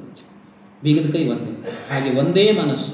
ಯಾವಾಗ ಅಂತ ಹೇಳಿದರೆ, ಈ ಮನಸ್ಸಿನಲ್ಲಿ ವ್ಯಾಮೋಹ ಅನ್ನುವಂತಹದ್ದು ಸೇರಿತು ಅಂದರೆ, ಅಭಿಮಾನ ಅನ್ನೋದು ಸೇರಿದರೆ ಬಂಧನ. ಅಭಿಮಾನವನ್ನು ಬಿಟ್ಟರೆ, ನಿರಭಿಮಾನಿಗಳಾದರೆ ಬಿಡುಗಡೆ. ಅದು ಬಿಡುಗಡೆ ಆಗಬೇಕು. ಯಾಕೆ ಅಂದರೆ ಮನಸ್ಸು ನೋಡಿ ಏನಾಗುತ್ತೆ ಅಂದರೆ, ನಿಮ್ಮ ಮನಸ್ಸು, ನಾವು ಸುಮ್ಮನೆ ಉದಾಹರಣೆ, ನಮ್ಮ ಮನೆಯಲ್ಲಿ ಒಂದು ಮಗು ಇದೆ, ಪಕ್ಕದ ಮನೆಯಲ್ಲೂ ಒಂದು ಮಗು ಇದೆ. ಆದರೆ ಪಕ್ಕದ ಮನೆಯಲ್ಲಿ ಮಗು ಆಟ ಆಡ್ತಾ ಇತ್ತು, ಎಡವಿ ಬಿದ್ದು ಕೂಡಲೇ ಕಾಲಿಗೆ ಗಾಯ ಆಯಿತು, ಜೋರು ಅಳ್ತಾ ಇತ್ತು. ನಮಗೆ ಕೇಳಿಸ್ತು ಧ್ವನಿ. ಕೇಳಿಸಿದಾಗ ಏನಂತೀವಿ? ಅಯ್ಯೋ ಏನಾಯಿತು ಪಾಪ, ಅಳ್ತಾ ಇತ್ತಲ್ಲ ಮಗು, ಅಯ್ಯೋ ಕೆಳಗೆ ಬಿತ್ತು, ತುಂಬ ಅಳ್ತಾ ಇದೆ ಅದು, ತುಂಬ ಅಳ್ತಾ ಇದೆ, ಅಯ್ಯೋ ಹೌದಾ, ಅಯ್ಯೋ ಪಾಪ ಅಂತೀವಿ, ಸುಮ್ಮನಾಗ್ಬಿಡ್ತೀವಿ, ನಮಗಷ್ಟು ದುಃಖ ಇಲ್ಲ. ಆದರೆ ನಮ್ಮ ಮನೆಯಲ್ಲಿ ಆಡ್ತಾ ಇದ್ದ ಮಗು ಕೆಳಗೆ ಬಿತ್ತು, ಅದಕ್ಕೆ ರಕ್ತ ಸುರಿತಾ ಇದೆ ಅಂದರೆ, ಅಯ್ಯೋ ಬಿತ್ತು ಏನಾಯ್ತೋ ಏನೋ, ಡಾಕ್ಟ್ರಿಗೆ ಫೋನ್ ಮಾಡಿರಿ, ಅಲ್ಲಿ ಹೋಗ್ರಿ ಇಲ್ಲಿ ಹೋಗ್ರಿ, ಆಯಿಂಟ್ಮೆಂಟ್ ಹಚ್ಚಿರಿ, ಕೊಬ್ಬರೆಣ್ಣೆ ಹಚ್ಚಿರಿ, ಏನೇನೋ ಮಾಡ್ತೀವಿ, ಬಹಳ ಒದ್ದಾಡ್ತೀವಿ. ಯಾಕೆ? ಅಲ್ಲಿದ್ದದ್ದು ಮಗು, ಇಲ್ಲಿದ್ದದ್ದು ಮಗು. ಅದು ಬಿದ್ದಾಗ ನಮಗಷ್ಟು ನೋವಾಗಲಿಲ್ಲ, ಇದು ಬಿದ್ದಾಗ ನೋವಾಯಿತು. ಯಾಕೆ ಅಂದರೆ ಇದು ನನ್ನ ಮಗು ಅನ್ನುವ ಅಭಿಮಾನ, ಅದು ನಂದಲ್ಲ ಅನ್ನುವ ನಿರಭಿಮಾನ. ಆದ್ದರಿಂದ ಎಲ್ಲಿ ಅಭಿಮಾನ ಇಲ್ವೋ ಅಲ್ಲಿ ದುಃಖ ಆಗಲ್ಲ, ಎಲ್ಲಿ ಅಭಿಮಾನ ಇದೆಯೋ ಅಲ್ಲಿ ದುಃಖ ಆಗುತ್ತೆ. ಹಾಗಾಗಿ ಅಭಿಮಾನವೇನೇ ಬಂಧನಕ್ಕೆ ಕಾರಣ, ನಿರಭಿಮಾನ ಅನ್ನೋದು ಬಿಡುಗಡೆಗೆ ಕಾರಣ ಆಗತ್ತೆ. ಈ ಅಭಿಮಾನ ಹೋಗಬೇಕು, ಏನು ಮಾಡಬೇಕಾದರೆ? ಈ ಅಭಿಮಾನ ಹೋಗಬೇಕು ಅಂದರೆ ಏನು ಮಾಡಬೇಕು ಅಂದರೆ, ಅದಕ್ಕೆ ಮೊದಲು ಮಾಡಬೇಕಾಗಿದ್ದೇನು ಅಂದರೆ, ಅಭಿಮಾನಕ್ಕೆ ಕಾರಣ ಏನು ಅಂತ ತಿಳಿಬೇಕು. ಯಾವುದದು ಕಾರಣ ಅಂದರೆ, ಅಹಂ ಮಮಾಭಿಮಾನೋತ್ತೈ ಕಾಮ ಕ್ರೋಧಾದಿ ಬಿರ್ಮಲೈ.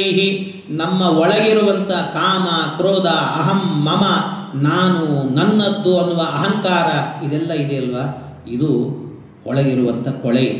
ಈ ಕೊಳೆಯನ್ನು ಹೋಗಿಸ್ಬೇಕು. ಇಲ್ಲ, ಈ ಕೊಳೆಯನ್ನು ಹೋಗಿಸ್ಬೇಕು ಅಂದರೆ ಹೆಂಗೆ ಹೋಗಿಸೋದು? ಸೋಪ್ ಹಾಕಿ ತೊಳೆದ್ರೆ ಹೋಗ್ತದ ಅಂದರೆ ಅಷ್ಟು ಸುಲಭ ಅಲ್ಲ. ಮತ್ತೇನು ಮಾಡಬೇಕು ಅಂದರೆ, ಮೊಟ್ಟ ಮೊದಲು ಮಾಡಬೇಕಾದದ್ದೇನು ಅಂದರೆ, ಇದನ್ನು ತೆಗೆದುಕೊಂಡು ಹೋಗಿ ನೀರಿನಲ್ಲಿ ಹಾಕಬೇಕು. ಈಗ ಬರ್ತಾ ಇದೆ ನೋಡಿ, ಒಂದು ಬೋರೆ ಹಣ್ಣು ಅಂತ ಬರುತ್ತೆ. ಈ ಬೋರೆಹಣ್ಣು ಸಂಕ್ರಾಂತಿ ಕಾಲದಲ್ಲಿ ಬರುವಂಥ ಹಣ್ಣು. ಈ ಹಣ್ಣು ನೀರಿಗೆ ಹಾಕಿದರೆ ಮುಳುಗಲ್ಲ, ಅದು ತೇಲುತ್ತೆ. ಆ ಹಣ್ಣೇನು ಮಾಡಬೇಕಂತೆ, ಕೆಸರಲ್ಲಿ ಅದ್ದಬೇಕು, ಒಣಗಿಸ್ಬೇಕು, ಮತ್ತೆ ಕೆಸರಲ್ಲಿ ಅದ್ದಿ ಒಣಗಿಸ್ಬೇಕು. ಕೆಸರಲ್ಲಿ ಅದ್ದಿ ಇಷ್ಟು ದಪ್ಪ ಕೆಸರು ಅಂಟ್ಕೊಳ್ಬೇಕು ಅದಕ್ಕೆ. ಆ ಕೆಸರು ಇರುವಂಥ ಹಣ್ಣನ್ನು ತೆಗೆದುಕೊಂಡು ನೀರಿಗೆ ಹಾಕಿದರೆ ಅದು ಮುಳುಗುತ್ತೆ. ಅವಾಗ ಮುಳುಗಿದಾಗ ಏನಾಗುತ್ತೆ, ನೀರಲ್ಲಿ ನೆಂದು ನೆಂದು ನೆಂದು ನೆಂದು ಅದರ ಕಣಕಣಗಳೆಲ್ಲ ಬಿಡ್ತಾ ಹೋಗುತ್ತೆ. ಎಲ್ಲ ಕಣಗಳು ಬಿಟ್ಟಾಗ ಆ ಹಣ್ಣು ಮಾತ್ರ ಪ್ರತ್ಯೇಕವಾಗಿ ಮೇಲೆ ಬಂದು ತೇಲಲಿಕ್ಕೆ ಶುರುವಾಗುತ್ತೆ. ಹಾಗೆ ಈ ನಮ್ಮ ಮನಸ್ಸು ಇದೆಯಲ್ವ, ಇದಕ್ಕೂ ಕೂಡ ಏನಾಗಿದೆ ಅಂದರೆ, ಬೋರೆ ಹಣ್ಣಿಗೆ ಸುತ್ತಲೂ ಕೆಸರಂಟಿದಂತೆ ನಮಗೂ ಕೂಡ ನಮ್ಮ ಮನಸ್ಸಿಗೆ ಕೆಸರಂಟಿದೆ. ಯಾವುದದು ಅಂದರೆ ಅಹಂ, ಮಮ, ಕಾಮ, ಕ್ರೋಧ, ಮೋಹ, ಮದ, ಮಾತ್ಸರ್ಯ, ಇದೆಲ್ಲವೂ ಕೂಡ ಕೆಸರು. ಇದನ್ನೇನು ಮಾಡಬೇಕಾಗಾದರೆ ಅಂದರೆ ಇದನ್ನು ನೀರಿನಲ್ಲಿ ಹಾಕಬೇಕು. ಯಾವುದದು ನೀರು ಅಂದರೆ ಭಕ್ತಿಯ ರಸ ಅನ್ನುವಂಥ ಭಕ್ತಿ ಜಲದಲ್ಲಿ ಹಾಕಬೇಕಂತೆ. ಭಗವಂತನ ಭಕ್ತಿ ಜಲದಲ್ಲಿ ಹಾಕಬೇಕು. ಆ ಭಕ್ತಿ ಜಲದಲ್ಲಿ ಈ ಮನಸ್ಸನ್ನು ಹಾಕಿದಾಗ ಆ ಮನಸ್ಸೇನಾಗತ್ತಂತೆ, ಒಂದೊಂದೇ ಕಣಗಳೆಲ್ಲ ಬಿಡ್ತಾ ಬಿಡ್ತಾ ಬಿಡ್ತಾ ಮತ್ತೆ ಅದು ಮೇಲೆ ತೇಲಿಕೊಂಡು ಬಂದು ಚಂಚಲೋಯಂ ಮನೋಮೀನಃ ಸಮಾನೇಯೋ ಹರೇಪದೇ ಅಂತ ಹರಿಪಾದದಲ್ಲಿ ಬಂದು ನೆಲೆ ನಿಲ್ಲುತ್ತಂತೆ ಮನಸ್ಸೆನ್ನುವಂಥದ್ದು. ಅದಕ್ಕೋಸ್ಕರ ಈ ಕಾಮಕ್ರೋಧಾದಿಗಳನ್ನೆಲ್ಲ ಹೋಗಿಸ್ಬೇಕು ಅಲ್ಲ. ಇದನ್ನು ಭಕ್ತಿ ನೀರಿನಲ್ಲಿ ಹಾಕಬೇಕು, ಹೌದು. ಆದರೆ ಆ ಭಕ್ತಿನೇ ಹುಟ್ಟುತ್ತಾ ಇಲ್ಲಲ್ಲ, ನಮಗೆ ಭಕ್ತಿನೇ ಹುಟ್ಟುತ್ತಾ ಇಲ್ಲ. ಅದಕ್ಕೇನು ಮಾಡಬೇಕು? ಅದಕ್ಕೆ ಮೊದಲು ಮಾಡಬೇಕಾದ್ದೇನು ಅಂದರೆ, ಮೊಟ್ಟ ಮೊದಲು ಮಾಡಬೇಕಾಗಿರುವಂಥದ್ದು ಸಜ್ಜನರ ಸಂಘ ಮಾಡಬೇಕಂತೆ. ಸಜ್ಜನರ ಸಂಘ. ಯಾರೋ ದುಷ್ಟ ಜನರ ಸಂಘ ಮಾಡಿದರೆ ಭಕ್ತಿ ಹುಟ್ಟೋದೇ ಇಲ್ಲ. ಸಜ್ಜನರ ಜೊತೆಗೆ ಸೇರಬೇಕಂತೆ. ಆ ಸಜ್ಜನರ ಜೊತೆಗೆ ಸೇರಿದ್ವಿ ಅಂತ ಆದರೆ ಆಗ ಸತಾಂ ಪ್ರಸಂಗಾತ್ ಮಮ ವೀರ್ಯ ಸಂಪದೋ. ಸತಾಂ ಪ್ರಸಂಗ, ಸಜ್ಜನರ ಜೊತೆಗೆ ಸೇರಿದ್ವಿ ಅಂತ ಆದರೆ ಬೇಡ ಅಂದರೂ ಕೂಡ ಸನ್ಮಾರ್ಗ ಬರುತ್ತಂತೆ. ಒಂದು 20 ಜನ ಬದರಿ ಯಾತ್ರೆ ಹೋಗಬೇಕು ಅಂತ ಹೋಗಿದ್ದಾರೆ. ಅದರಲ್ಲೊಬ್ಬ ನಾಸ್ತಿಕ, ನಾನು ಬರ್ತೀನಿ ಎಂಜಾಯ್ ಮಾಡ್ತೀನಿ ಅಂತ ಹೋದ. ಎಲ್ಲರೂ ಕೂಡ ಗಂಗಾ ತೀರದಲ್ಲಿ ಹೋಗಿ ಗಂಗಾ ಸ್ನಾನವನ್ನು ಮಾಡಿ ಜಪ ತಪ ಅನುಷ್ಠಾನ ಮಾಡುವಾಗ ಒಬ್ಬ ನಾಸ್ತಿಕ ದೂರದಲ್ಲಿ ನಿಂತಾಗ ಅವನಿಗೆ ಅನಿಸುತ್ತೆ ಮನಸ್ಸಲ್ಲಿ, ಅಯ್ಯೋ ಇವರೆಲ್ಲ ಗಂಗಾ ಸ್ನಾನ ಮಾಡ್ತಿದ್ದಾರೆ, ಸಂಧ್ಯಾ ವಂದನೆ ಮಾಡ್ತಿದ್ದಾರೆ, ನಾನು ಮಾಡಲಿಲ್ಲ ಅಂದರೆ ನನ್ನ ಬಗ್ಗೆ ಏನು ತಪ್ಪು ತಿಳ್ಕೊಳ್ತಾರೋ ಅಂತಾದರೂ ತಾನು ನಾಟಕ ಮಾಡಲಿಕ್ಕಾದರೂ ಸೇರ್ತಾನಂತೆ ಸತ್ಕರ್ಮ ಮಾಡಲಿಕ್ಕೆ. ಅಂದರೆ ಸಜ್ಜನರ ಜೊತೆಗೆ ಸೇರಿದರೆ ಆಗುವ ಲಾಭ ಇದು ಅಂತಂತ. ಅವರ ಜೊತೆಗೆ ಸೇರಿದರೆ ಈ ಲಾಭ ಎನ್ನುವಂಥದ್ದಾಗತ್ತಂತೆ. ಈ ಲಾಭದಿಂದಾಗಿ ಅವನ ಜೀವನ ಉದ್ಧಾರ ಆಗುತ್ತೆ. ಆದ್ದರಿಂದ ಸಜ್ಜನರ ಸಂಘ ಎನ್ನುವಂಥದ್ದು ಮೊದಲು ಮಾಡಬೇಕು. ಈ ಸಜ್ಜನರ ಸಂಘ ಎನ್ನುವಂಥದ್ದನ್ನು ಮಾಡಬೇಕು ಅಂದ್ರೆ ಅದಕ್ಕೆ ಜಗನ್ನಾಥದಾಸರು ಹೇಳ್ತಾರೆ ಏನು ಅಂದರೆ, ಜೀವನದಲ್ಲಿ ನನಗೇನು ಬೇಡ. ಕೊನೆಗೆ ಅವರು ಹೇಳಿದ ಮಾತು ಜಗನ್ನಾಥದಾಸರು, ನನಗೇನು ಬೇಡ, ಯಾವಾಗಲೂ ಸಜ್ಜನರ ಸಂಘ ಕೊಡು ನನಗೆ ಅಂತಂದರು. ಸಜ್ಜನರ ಸಂಘ ಯಾಕೆ ಅಂದರೆ ಅವ್ರು ಹೇಗಿರ್ತಾರೆ ಸಜ್ಜನರು? ಸಜ್ಜನರ ವ್ಯಕ್ತಿತ್ವ ಹೇಗಿರ್ತದೆ ಅಂದರೆ, ಅಳುವರು, ನಗುವರು, ನಾಟ್ಯವಾಡುವರು. ಒಬ್ಬರು ಕೂಡ ಅವ್ರು ಹೇಗಿರ್ತಾರೆ ಅಂದರೆ, ದೇವರ ಕಥೆ ಕೇಳುವಾಗ ಕಣ್ಣೀರು ಹಾಕ್ತಾರೆ, ನಗುವರು, ಒಂದೊಂದು ಸರ್ತಿ ನಗ್ತಾರಂತೆ, ಕುಣಿದು ಬಿಡ್ತಾರಂತೆ, ಒಂದೊಂದು ಸರ್ತಿ ಏನೇನು ಮಾಡ್ತಾರೆ ಅಂತ ಗೊತ್ತಾಗೋದಿಲ್ಲ. ಅಳುವರು, ನಗುವರು, ನಾಟ್ಯವಾಡುವರು, ಬಗೆಯಾರೋ ಬಡತನ ಭಾಗ್ಯ ಭಾಗವತರು, ತೆಗೆಯಾರೋ ಮನವಂ ತೆಗೆಯಾರೋ ನಿನ್ನಲ್ಲಿ ಮನ ಒಮ್ಮೆಯಾದರೂ, ತೆಗೆಯಾರೋ ಮನವೊಮ್ಮೆ ತೆಗೆಯಾರೋ ನಿನ್ನಲ್ಲಿ ಮನ ಒಮ್ಮೆಯಾದರೂ, ಜಗನ್ನಾಥ ವಿಠಲ ನಿನ್ನವರೇನು ಧನ್ಯರೋ, ರಂಗ ನಿನ್ನ ಕೊಂಡಾಡುವ ಮಂಗಳಾತ್ಮರ, ಸಂಗ ಸುಖವಿತ್ತು ಕಾಯೋ ಕರುಣಾ ಸಾಗರ. ಸಂಗ ಸುಖವಿತ್ತು ಕಾಯೋ ಯಾರನ್ನ? ನಿನ್ನ ಕೊಂಡಾಡುವ ಮಂಗಳಾತ್ಮರ ಅಂತ. ಯಾರು ನಿನ್ನನ್ನು ಯಾವಾಗಲೂ ಧ್ಯಾನ ಮಾಡ್ತಾರಲ್ಲ, ಸಜ್ಜನರು ಅಂತಿದ್ದಾರಲ್ಲೋ ಅಂಥವರ ಸಂಘ ಕೊಡು ನನಗೆ, ಮತ್ತಾರ ಸಂಘ ಬೇಡ ಅಂತ ಜಗನ್ನಾಥದಾಸರು ಹೇಳ್ತಾರೆ. ಆದ್ದರಿಂದ ಜೀವನದಲ್ಲಿ ಉದ್ಧಾರದ ಮಾರ್ಗಕ್ಕೆ ಬರಬೇಕು, ಭಕ್ತಿ ಎನ್ನುವಂಥ ರಸ ನಮ್ಮಲ್ಲಿ ಹುಟ್ಟಬೇಕು ಅಂದರೆ ಮೊದಲು ಮಾಡಬೇಕಾಗಿದ್ದು ಸಜ್ಜನರ ಸಂಘ. ಸಜ್ಜನರ ಜೊತೆಗೆ ಸೇರಬೇಕು, ಆಗ ಭಕ್ತಿ ಹುಟ್ಟುತ್ತದಂತೆ. ಈ ಭಕ್ತಿ ಏನಾಗತ್ತೆ ಅಂದರೆ ಪರಿಪಕ್ವವಾಗತ್ತಂತೆ. ಭಕ್ತಿ ಪರಿಪಕ್ವವಾದಾಗ ಮುಂದೆ ಮುಂದೆ ಹೋದಂತೆ ಏನಾಗತ್ತೆ ಅಂದರೆ ಜ್ಞಾನ, ಪರಮಾತ್ಮನ ಸರಿಯಾದ ಜ್ಞಾನ. ಆ ಜ್ಞಾನ ಬಂತು ಅಂದರೆ ಏನಾಗತ್ತೆ? ಜ್ಞಾನದಿಂದಾಗಿ ತತ್ವ ನಿಶ್ಚಯ ಆಗತ್ತೆ. ತತ್ವ ನಿಶ್ಚಯ ಆದಾಗ ಮನಸ್ಸಿನಿಂದ ಏನು ಮಾಡ್ತೀವಿ ಅಂತೆ? ಭಗವಂತನ ಧ್ಯಾನವನ್ನು ಮಾಡಬೇಕು. ಭಗವಂತನ ಧ್ಯಾನ. ಧ್ಯಾನ ಅಂದರೆ ಅದೊಂದು ದೇವರ ಹತ್ತಿರಕ್ಕೆ ಹೋಗುವ ಒಂದು ಪೀಕ್ ಅವಸ್ಥೆ ಅಂತ ಹೇಳ್ತಾರೆ ಅದನ್ನು.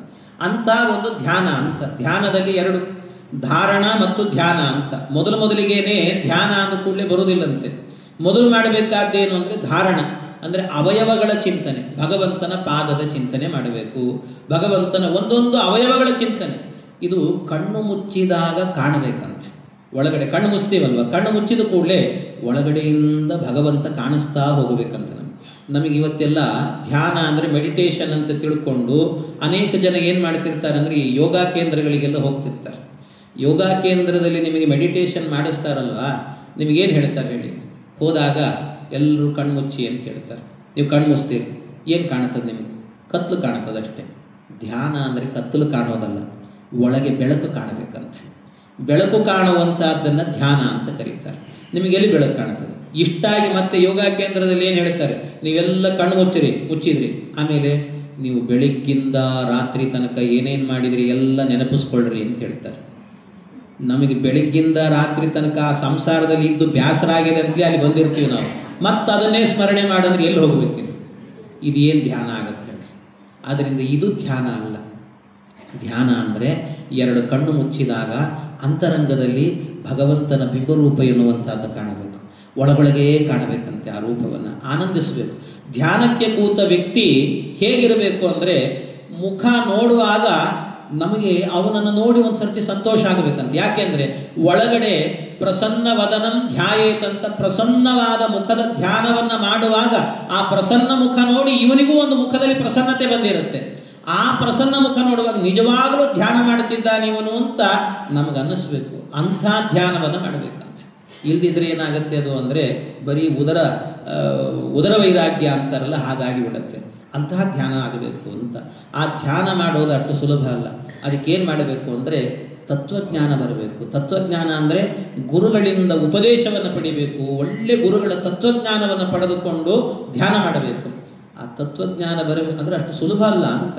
ಅದಕ್ಕೆ ಜಗನ್ನಾಥ ಇವರು ಗೋಪಾಲದಾಸರು ಒಂದು ಕಡೆ ಹೇಳುತ್ತಾರೆ, ಈ ಧ್ಯಾನ ಪ್ರಕ್ರಿಯೆ ನಾನು ಮಾಡ್ತೀನಿ ಅಂದರೆ ಬರೋದಿಲ್ಲ ಅಂತ. ನಾವೇ ಕೂತ್ಕೊಂಡ್ಬಿಡ್ತೀವಿ, ಕಣ್ಣು ಮುಚ್ತೀವಿ, ಮಾಡ್ತೀವಿ ಅಲ್ಲ. ಮತ್ತೆ ಗುರುಗಳು ಉಪದೇಶ ಮಾಡಬೇಕು. ಅದಕ್ಕೆ ಗುರು ಅನುಗ್ರಹ ಎನ್ನುವಂಥದ್ದು ಆಗಬೇಕಂತೆ. ಅದಕ್ಕೆ ಗೋಪಾಲದಾಸರು ಹೇಳ್ತಾರೆ, ತಿಳಿಯುವ ಮಾತಲ್ಲ ತಿಳಿಸದೆ ತಿಳಿಯುವ ಮಾತಲ್ಲ, ತಿಳಿಸದೆ ತಿಳಿಯದು ತಿಳಿಯದೆ ಹೊಳೆಯದು, ಹೊಳೆಯದೆ ಇಳಿಯದು ಇಳಿಯದೆ ಉಳಿಯದು, ತಿಳಿಯುವ ಮಾತಲ್ಲ ತಿಳಿಸದೆ ತಿಳಿಯುವ ಮಾತಲ್ಲ. ಎಂಥ ಮಾತು! ತಿಳಿಯುವ ಮಾತಲ್ಲ. ನಾವು ಧ್ಯಾನ ಮಾಡ್ತೀವಿ ಅಂತ ಕಣ್ಣು ಮುಚ್ಚಿದರೆ ನಮಗೆ ತಿಳಿಯುತ್ತಾ? ತಿಳಿಯಲ್ಲ. ಮತ್ತೇನು? ತಿಳಿಸದೆ ತಿಳಿಯದು, ತಿಳಿಸದೆ ಗುರುಗಳ ಉಪದೇಶ ಇಲ್ಲದೆ ಅದು ತಿಳಿಯೋದಿಲ್ಲ. ತಿಳಿಯದೆ ಹೊಳೆಯದು, ನಮ್ಮ ತಲೆಗೆ ಹೊಳೆಯಲ್ಲ. ಹೊಳೆಯದೆ ಇಳಿಯದು, ಹೃದಯದಲ್ಲಿ ಇಳಿಯಲ್ಲ ಭಗವಂತನ ಬಿಂಬರೂಪ ಎನ್ನುವುದು. ಅಲ್ಲಿ ಇಳಿಯದೆ ಉಳಿಯದು ಅಂತ ಯಾವುದು ಕೂಡ ಕಾಣಿಸೋದಿಲ್ಲ. ಬರೀ ಕತ್ತಲು ಕಾಣಿಸುತ್ತೆ, ಕಗ್ಗತ್ತಲು ಕಾಣಿಸುತ್ತೆ. ಅದಾಗಬಾರದು. ಮತ್ತೇನು? ಒಳ್ಳೆ ಗುರುಗಳಿಂದ ಉಪದೇಶ ಬರಬೇಕು. ಹೇಗೆ ಧ್ಯಾನ ಮಾಡಬೇಕು ಅನ್ನೋದನ್ನು ತಿಳಿಯಬೇಕು. ತಿಳಿದು ಧ್ಯಾನವನ್ನು ಮಾಡಬೇಕು ಅಂತ. ಇದು ಮೆಡಿಟೇಷನ್ ಅಂತ ಹೇಳ್ತಾರೆ.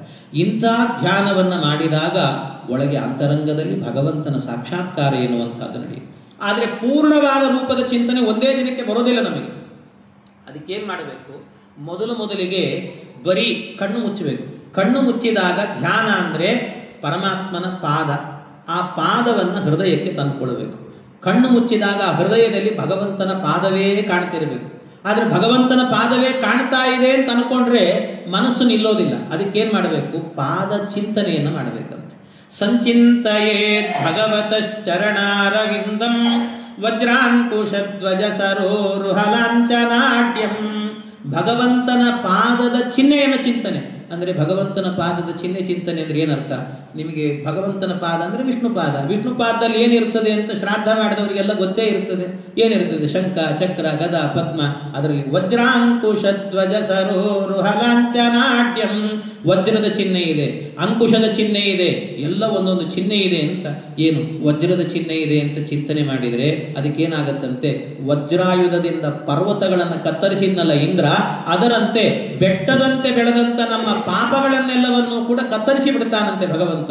ಆದ್ರಿಂದ ವಜ್ರದ ಚಿಹ್ನೆ ಇದೆ ಅಂತ ಚಿಂತನೆ ಮಾಡಿ. ಅಷ್ಟೇ ಅಲ್ಲ, ಅದರ ಜೊತೆಗೆ ಅಂಕುಶ. ಅಂಕುಶ ಅಂದ್ರೆ ಮಾವುತನ ಕೈಯಲ್ಲಿ ಅಂಕುಶ ಇದ್ರೆ ಮದಭರಿತವಾದ ಆನೆಯೂ ಕೂಡ ಹದ್ದುಬಸ್ತಲ್ಲಿ ಇರುತ್ತಂತೆ. ಹಾಗೆ ನಮ್ಮ ಇಂದ್ರಿಯಗಳು ಮದಭರಿತವಾಗಿದ್ದಾವೆ. ದೇವರ ಪಾದದಲ್ಲಿ ಅಂಕುಶ ಇದೆ ಅಂತ ಚಿಂತನೆ ಮಾಡಿದರೆ ಮತ್ತೆ ಅವು ನಿಗ್ರಹಕ್ಕೆ ಬರ್ತಾವಂತೆ. ಹೀಗೆ ಒಂದೊಂದನ್ನು ಉಪಾಸನೆ ಮಾಡಿದರೆ ಒಂದೊಂದು ಫಲ ಎನ್ನುವಂತಹದ್ದು ಬರುತ್ತೆ ಅಂತ ಹೇಳ್ತಾರೆ. ಇಂತಹ ಫಲಗಳೆಲ್ಲವೂ ಕೂಡ ಸಿಗ್ತಾ ಹೋಗುತ್ತೆ. ಅದರ ಜೊತೆಗೆ ಆ ಪಾದದ ಮಹಿಮೆ ಚಿಂತನೆ ಮಾಡಬೇಕಂತೆ. ದೇವರ ಪಾದ ಎಂಥ ಪಾದ ಭಗವಂತನದ್ದು. ದಾಸರೇ ಹೇಳ್ತಾರೆ, ಎಂಥ ಪಾವನ ಪಾದವೋ ರಂಗಯ್ಯ ಇನ್ನೆಂಥ ಚೆಲುವ ಪಾದವೋ. ಭಗವಂತನ ಪಾದ ಎಂಥ ಪಾವನ ಪಾದ. ಎಂಥ ಪಾವನ ಪಾದ ಅಂದ್ರೆ ಭಗವಂತನ ಪಾದವನ್ನ ಸೋಕಿ ಬಂದಿದ್ದಾಳಲ್ಲ ಗಂಗೆ, ಅವಳು ಸಾಮರ್ಥ್ಯ ಎಂತ ಸ್ವಾಮಿ. ಯಾಕೆ ಅಂದ್ರೆ ಗಂಗೆ ಕೇವಲ ಭಗವಂತನ ಪಾದ ತೊಳೆದು ಬಂದದ್ರಿಂದ ಬೇರೆ ನಿಮ್ಮ ಮನೆಯಲ್ಲಿ ಇಲ್ಲೇ ಹರಿಯುವಂತ ಘಟಪ್ರಭಾ ಮಲಪ್ರಭಾ ನೀರನ್ನು ತಂದು ನಿಮ್ಮ ಮನೆಯಲ್ಲಿ ಇಟ್ಕೊಂಡ್ರೆ 1 ತಿಂಗಳಿಗೆ ಅದರಲ್ಲಿ ಹುಳ ಓಡಾಡ್ತವೆ, ಕೊಳತು ಹೋಗುತ್ತೆ. ಗಂಗೆಯನ್ನ ತಂದು ಸೀಲ್ ಹಾಕಿ ನಿಮ್ಮ ಮನೆಯಲ್ಲಿ ವರ್ಷಗಟ್ಟಲೆ ಇಟ್ಟರೂ ಕೂಡ ಅದರಲ್ಲಿ ಒಂದು ಹುಳ ಬರೋದಿಲ್ಲ ಅಂದ್ರೆ ಅದರ ಸಾಮರ್ಥ್ಯ ಎಲ್ಲಿಂದ ಬಂತು? ಶೃಂಗಾರ ಪಾದ ನಖ ತುಂಗಾಗ್ರ ಭಿನ್ನ ಕನಕಾಂಗಾಂಡ ಪಾತಿ ತಟೀನಿ.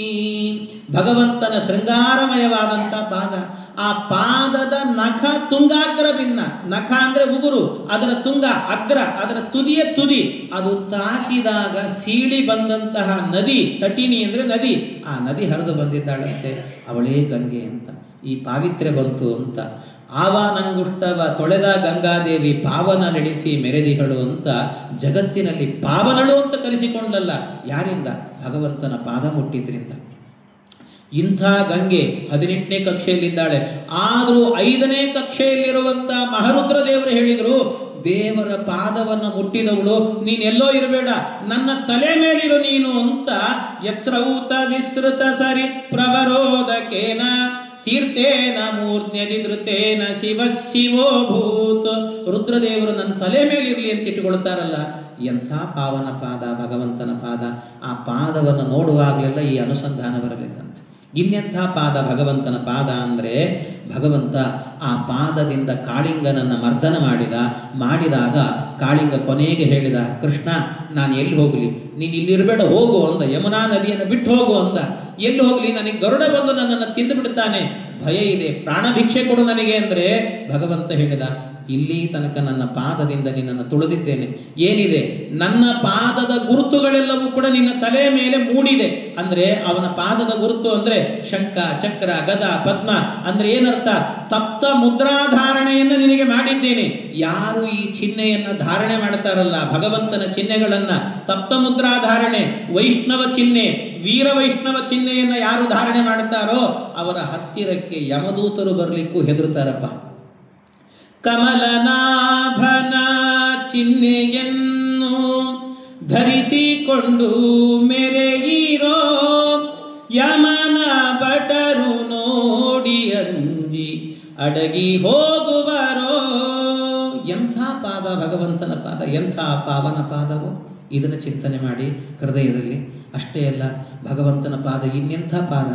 ರಾಮನಾಗಿದ್ದಾಗ ಜೀವನದಲ್ಲಿ ಕೆಲವರಿಗೆ ಏನಾಗತ್ತಂತೆ, ಒಂದೊಂದು ಸರ್ತಿ ನನಗೆ ಜೀವನವೇ ಬೇಡಪ್ಪ, ಸಾಕಾಗಿ ಹೋಗಿದೆ ಅಂತ ಜಾಡ್ಯ ಆವರಿಸ್ಕೊಡುತ್ತದೆ. ಕೆಲವೊಮ್ಮೆ ಜಡತೆ ಬಂದ್ಬಿಡುತ್ತದಂತೆ.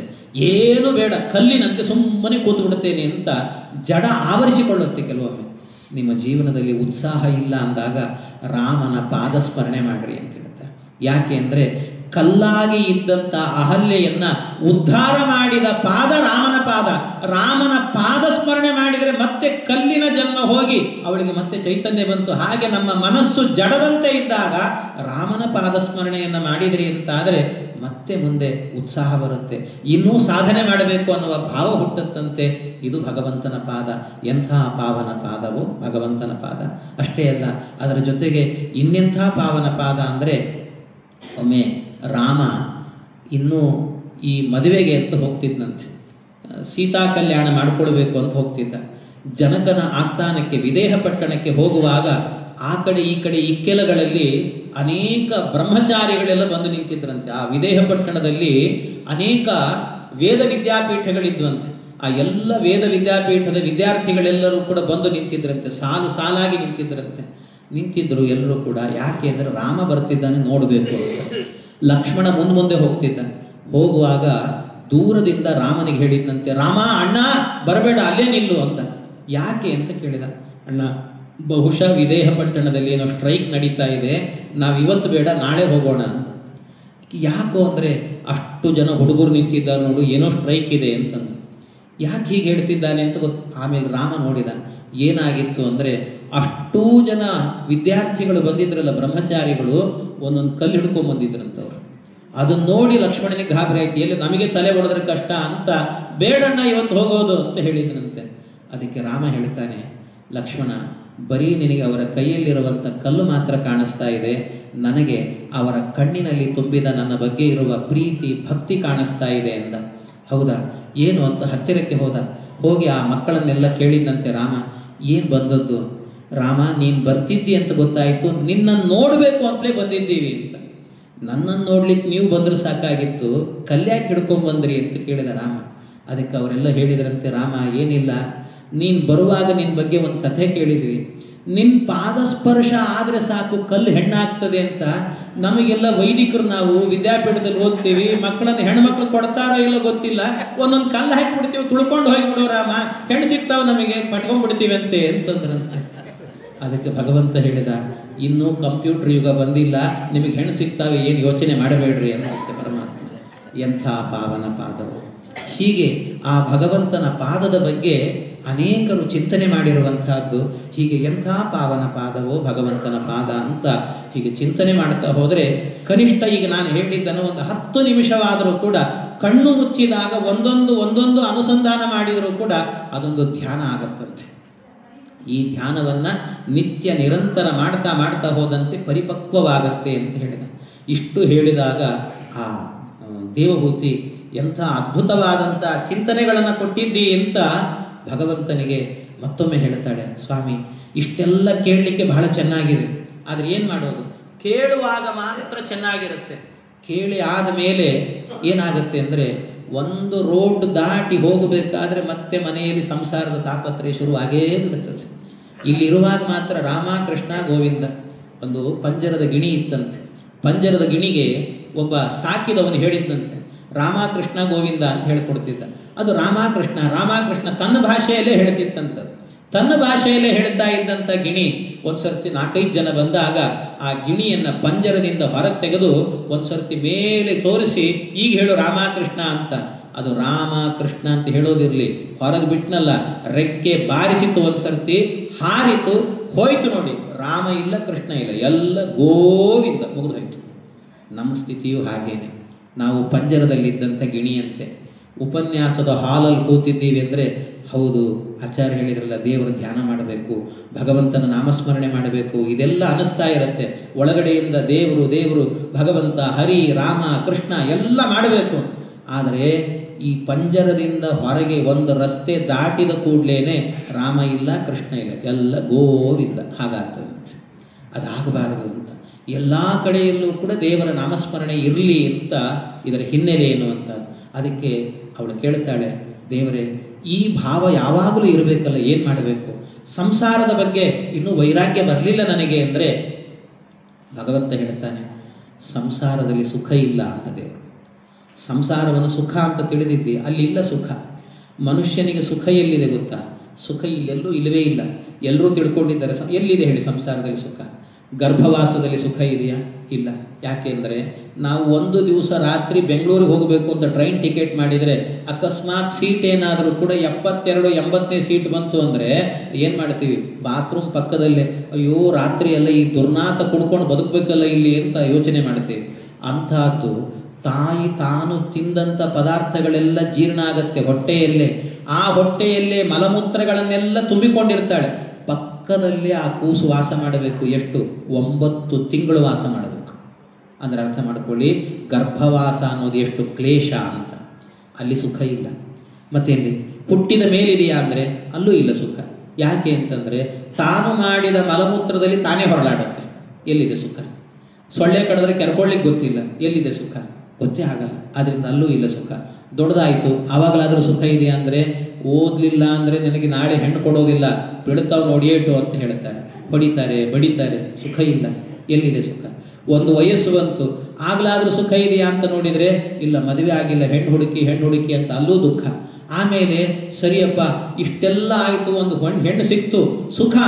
ನೀವು ನೋಡಿ, ಮದುವೆಗಿಂತ ಹೆಣ್ಣು ಫಿಕ್ಸ್ ಆಗಿರ್ತದಲ್ಲ, ಫಿಕ್ಸ್ ಆದ ಕೂಡಲೇ ಈ ಹುಡುಗ ಹುಡುಗಿ ಇಬ್ಬರು ಕೂಡ ಏನು ಮಾತಾಡ್ತವೇನೋ ಹಾಳಾದವು, ಇಡೀ ದಿವಸ ಫೋನ್ ಹಿಡ್ಕೊಂಡೇ ಕೂತಿರ್ತವೆ. ಇಡೀ ದಿವಸ ಮತ್ತೇನಿಲ್ಲ, ಊಟ ಆಯ್ತಾ, ಮಲಗಿದೆ, ಎದ್ಯಾ, ಸ್ನಾನಕ್ಕೆ ಹೋದೆ, ಬಂದೆ, ಅಷ್ಟೇ. ಇದು ಬಿಟ್ಟರೆ ಇನ್ನೇನಿರಲ್ಲ. ಮತ್ತೆ ಮಾತಾಡ್ಲಿಕ್ಕಾದ್ರೆ ಏನಿರ್ತದೆ? ದೇವ್ರ ವಿಷಯನ ಮಾತಾಡ್ತಾರೆ, ಏನಿಲ್ಲ ಇಲ್ಲ, ಮಾತಾಡಿದ್ದೆ.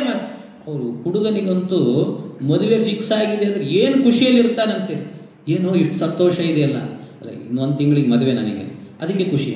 ಅವನಿಗೆ ಮದುವೆ ಖುಷಿ ಅಂದರೆ ಅವನಿಗೇನು ಖುಷಿ ಗೊತ್ತಾ? ಸಂತೋಷ ಏನು ಅಂದರೆ ಮುಂದೆ ನಾನು ಈ ಹುಡುಗಿಯನ್ನು ಮದುವೆ ಆಗ್ತೇನೆ ಅನ್ನುವ ನಿರೀಕ್ಷೆ ಇದೆಯಲ್ವಾ, ಆ ನಿರೀಕ್ಷೆನೇ ಖುಷಿ ಅವನಿಗಷ್ಟೇ. ಮುಂದೆ ಆಗ್ತೇನೆ ಅನ್ನುವ ನಿರೀಕ್ಷೆ ಅಷ್ಟೇ. ಆಮೇಲೆ ಆಯಿತು, ಎಲ್ಲ ಮದುವೆ ಆಯಿತು ಅಂತ ಇಟ್ಟುಕೊಳ್ಳಿ. ಮದುವೆ ಆದ ನಂತರ ಆಮೇಲೆ ಸಂಸಾರ ಆಯಿತು, ಒಂದು 4-5 ತಿಂಗಳಾಯಿತು. ಆದ ನಂತರ ಹೋಗಿ ಕೇಳ್ರಿ, ಏನು ಮದುವೆಗಿಂತ ಮೊದಲು ಏನು ಭಾರಿ ಖುಷಿಯಲ್ಲಿದ್ದಿ, ಮದುವೆ ಮಾಡ್ಕೋತೀನಿ ಅಂತ, ಈಗ ಹೆಂಗಿದ್ದಿ ಅಂತ ಕೇಳಿ. ಏನೋ ಬದುಕಿನ ಸ್ವಾಮಿ, ಏನು ನಡೆದು ಅಂದರೆ ಅರ್ಥ ಏನು ಅಂತಂದರೆ ಎಲ್ಲೂ ಸುಖ ಇಲ್ಲ ಸಂಸಾರದಲ್ಲಿ. ಹೋಗಲಿ, ವಯಸ್ಸಾಯಿತು, ವಯಸ್ಸಾದ ಕಾಲದಲ್ಲಿ ಸುಖ ಇದೆಯಾ ಅಂದರೆ ವಯಸ್ಸಾಗ್ತಾ ಇದ್ದಂತೆ ಮನೆಯಲ್ಲಿ ತಾತ್ಸಾರದಿಂದ ನೋಡ್ತಾರೆ ನಮ್ಮನ್ನು. ತಾತ್ಸಾರದಿಂದ ಇವನೊಬ್ಬ ಮನೆಯಲ್ಲಿದ್ದಾನೆ, ಯಾವಾಗ ಹೋಗ್ತಾನೋ ಏನೋ ಅಂತಂತಿರ್ತಾರೆ. ಇವನಿಗೊಂದು ಊಟ ಹಾಕಬೇಕು ಅಂತಾರೆ. ಆ ವಯಸ್ಸಾದ ಕಾಲ ಬೇಡಪ್ಪ, ಅಷ್ಟು ದುಃಖಮಯವಾಗಿರುವಂತಹದ್ದು. ಆದ್ದರಿಂದಾಗಿ ವಯಸ್ಸಾದಾಗಲೂ ಇಲ್ಲ, ಎಲ್ಲೂ ಸುಖ ಇಲ್ಲ. ಹಾಗಾದರೆ ನಿಜವಾದ ಸುಖ ಎನ್ನುವಂಥದ್ದು ಎಲ್ಲಿದೆ ಹೇಳಿ? ಎಲ್ಲಿದೆ ಅಂತ ಹೇಳಿದರೆ, ಇಡೀ ದಿವಸ ನಿಮ್ಮ ಮನೆಯ ಸಂಸಾರದ ಎಲ್ಲ ಜಂಜಾಟಗಳನ್ನೆಲ್ಲವನ್ನು ಕೂಡ ಮುಗಿಸಿಕೊಂಡು ಸಾಯಂಕಾಲ 6 ಗಂಟೆಯಿಂದ 7 ಗಂಟೆ ತನಕ ಭಾಗವತವನ್ನು ಕೇಳುವಾಗ ರಾಯರ ಸನ್ನಿಧಾನದಲ್ಲಿದ್ದೀರಿ ನೋಡಿ, ಅಲ್ಲೇ ನಿಜವಾದ ಸುಖ ಎನ್ನುವಂಥದ್ದು ಇದೆ. ಇನ್ನೆಲ್ಲೂ ಇಲ್ಲ. ಅಧ್ಯಾತ್ಮದಲ್ಲೇ ಸುಖ ಇರುವಂತಹದ್ದು ಇನ್ನೆಲ್ಲೂ ಇಲ್ಲ ಅಂತ ಇದನ್ನ ಭಗವಂತ ಉಪದೇಶ ಮಾಡಿದಾಗ ಇದನ್ನು ಕೇಳ್ತಾ ಕೇಳ್ತಾ ಕೇಳ್ತಾ ಸಂಸಾರದ ಎಲ್ಲ ಜಂಜಾಟಗಳನ್ನು ಪರಿಹಾರ ಮಾಡಿಕೊಂಡು ನಾನು ಮೋಕ್ಷಕ್ಕೆ ಹೋಗ್ತೇನೆ ಅಂತ ಮೋಕ್ಷಕ್ಕೆ ಹೋದ್ಲಂತೆ ಅವಳು. ಹೀಗೆ ಮೋಕ್ಷಕ್ಕೆ ಹೋದ್ಲಲ್ವಾ, ಆ ಮೋಕ್ಷಕ್ಕೆ ಹೋದಾಗ ಅಂದರೆ ಕೂತ ಜಾಗದಲ್ಲೇ ಮೋಕ್ಷಕ್ಕೆ ಕಳಿಸಿದಂತೆ ಭಗವಂತ. ಅದಕ್ಕೇನೆ ಮಾತೃಗಯ ಅಂತ ಹೆಸರು. ಅವಳು ಮೋಕ್ಷವನ್ನು ಪಡೆದಂಥ ಜಾಗ. ಆದ್ದರಿಂದ ಇವತ್ತಿಗೂ ಕೂಡ ತಾಯಿಗೆ ಅಲ್ಲಿ ಶ್ರಾದ್ದವನ್ನು ಮಾಡಿದರೆ ಅವರಿಗೆ ಮೋಕ್ಷ ಆಗುತ್ತೆ ಎನ್ನುವ ಅನುಸಂಧಾನ ನಮ್ಮಲ್ಲಿದೆ. ಹೀಗೆ ಕಪಿಲನಾಮಕ ಪರಮಾತ್ಮ ಅವಳನ್ನು ಉದ್ಧಾರ ಮಾಡಿ ಕಳಿಸಿದಂತೆ. ಮುಂದೆ ದೇವಹೂತಿಯ ಚರಿತ್ರೆ ಆದಮೇಲೆ ಮುಂದೆ ಪ್ರಸೂತಿ ದೇವಿಯರದ್ದು ಮತ್ತು ಉತ್ತಾನಪಾದ, ಪ್ರಿಯವ್ರತ ಇವರೆಲ್ಲರ ಚರಿತ್ರೆ ಎನ್ನುವಂಥದ್ದು ಬರುತ್ತೆ. ಅದು ಏನು ಅನ್ನೋದನ್ನು ಮತ್ತೆ ನಾಳೆ ದಿವಸ ಸೇರಿದಾಗ ಅದರ ಚಿಂತನೆ ಮಾಡೋಣ ಅಂತ ಹೇಳುತ್ತಾ ಇಂದಿನ ಉಪನ್ಯಾಸ ಕೃಷ್ಣ ಅರ್ಪಣ. ಜೊತೆಗೆ ಒಂದು ಸಣ್ಣ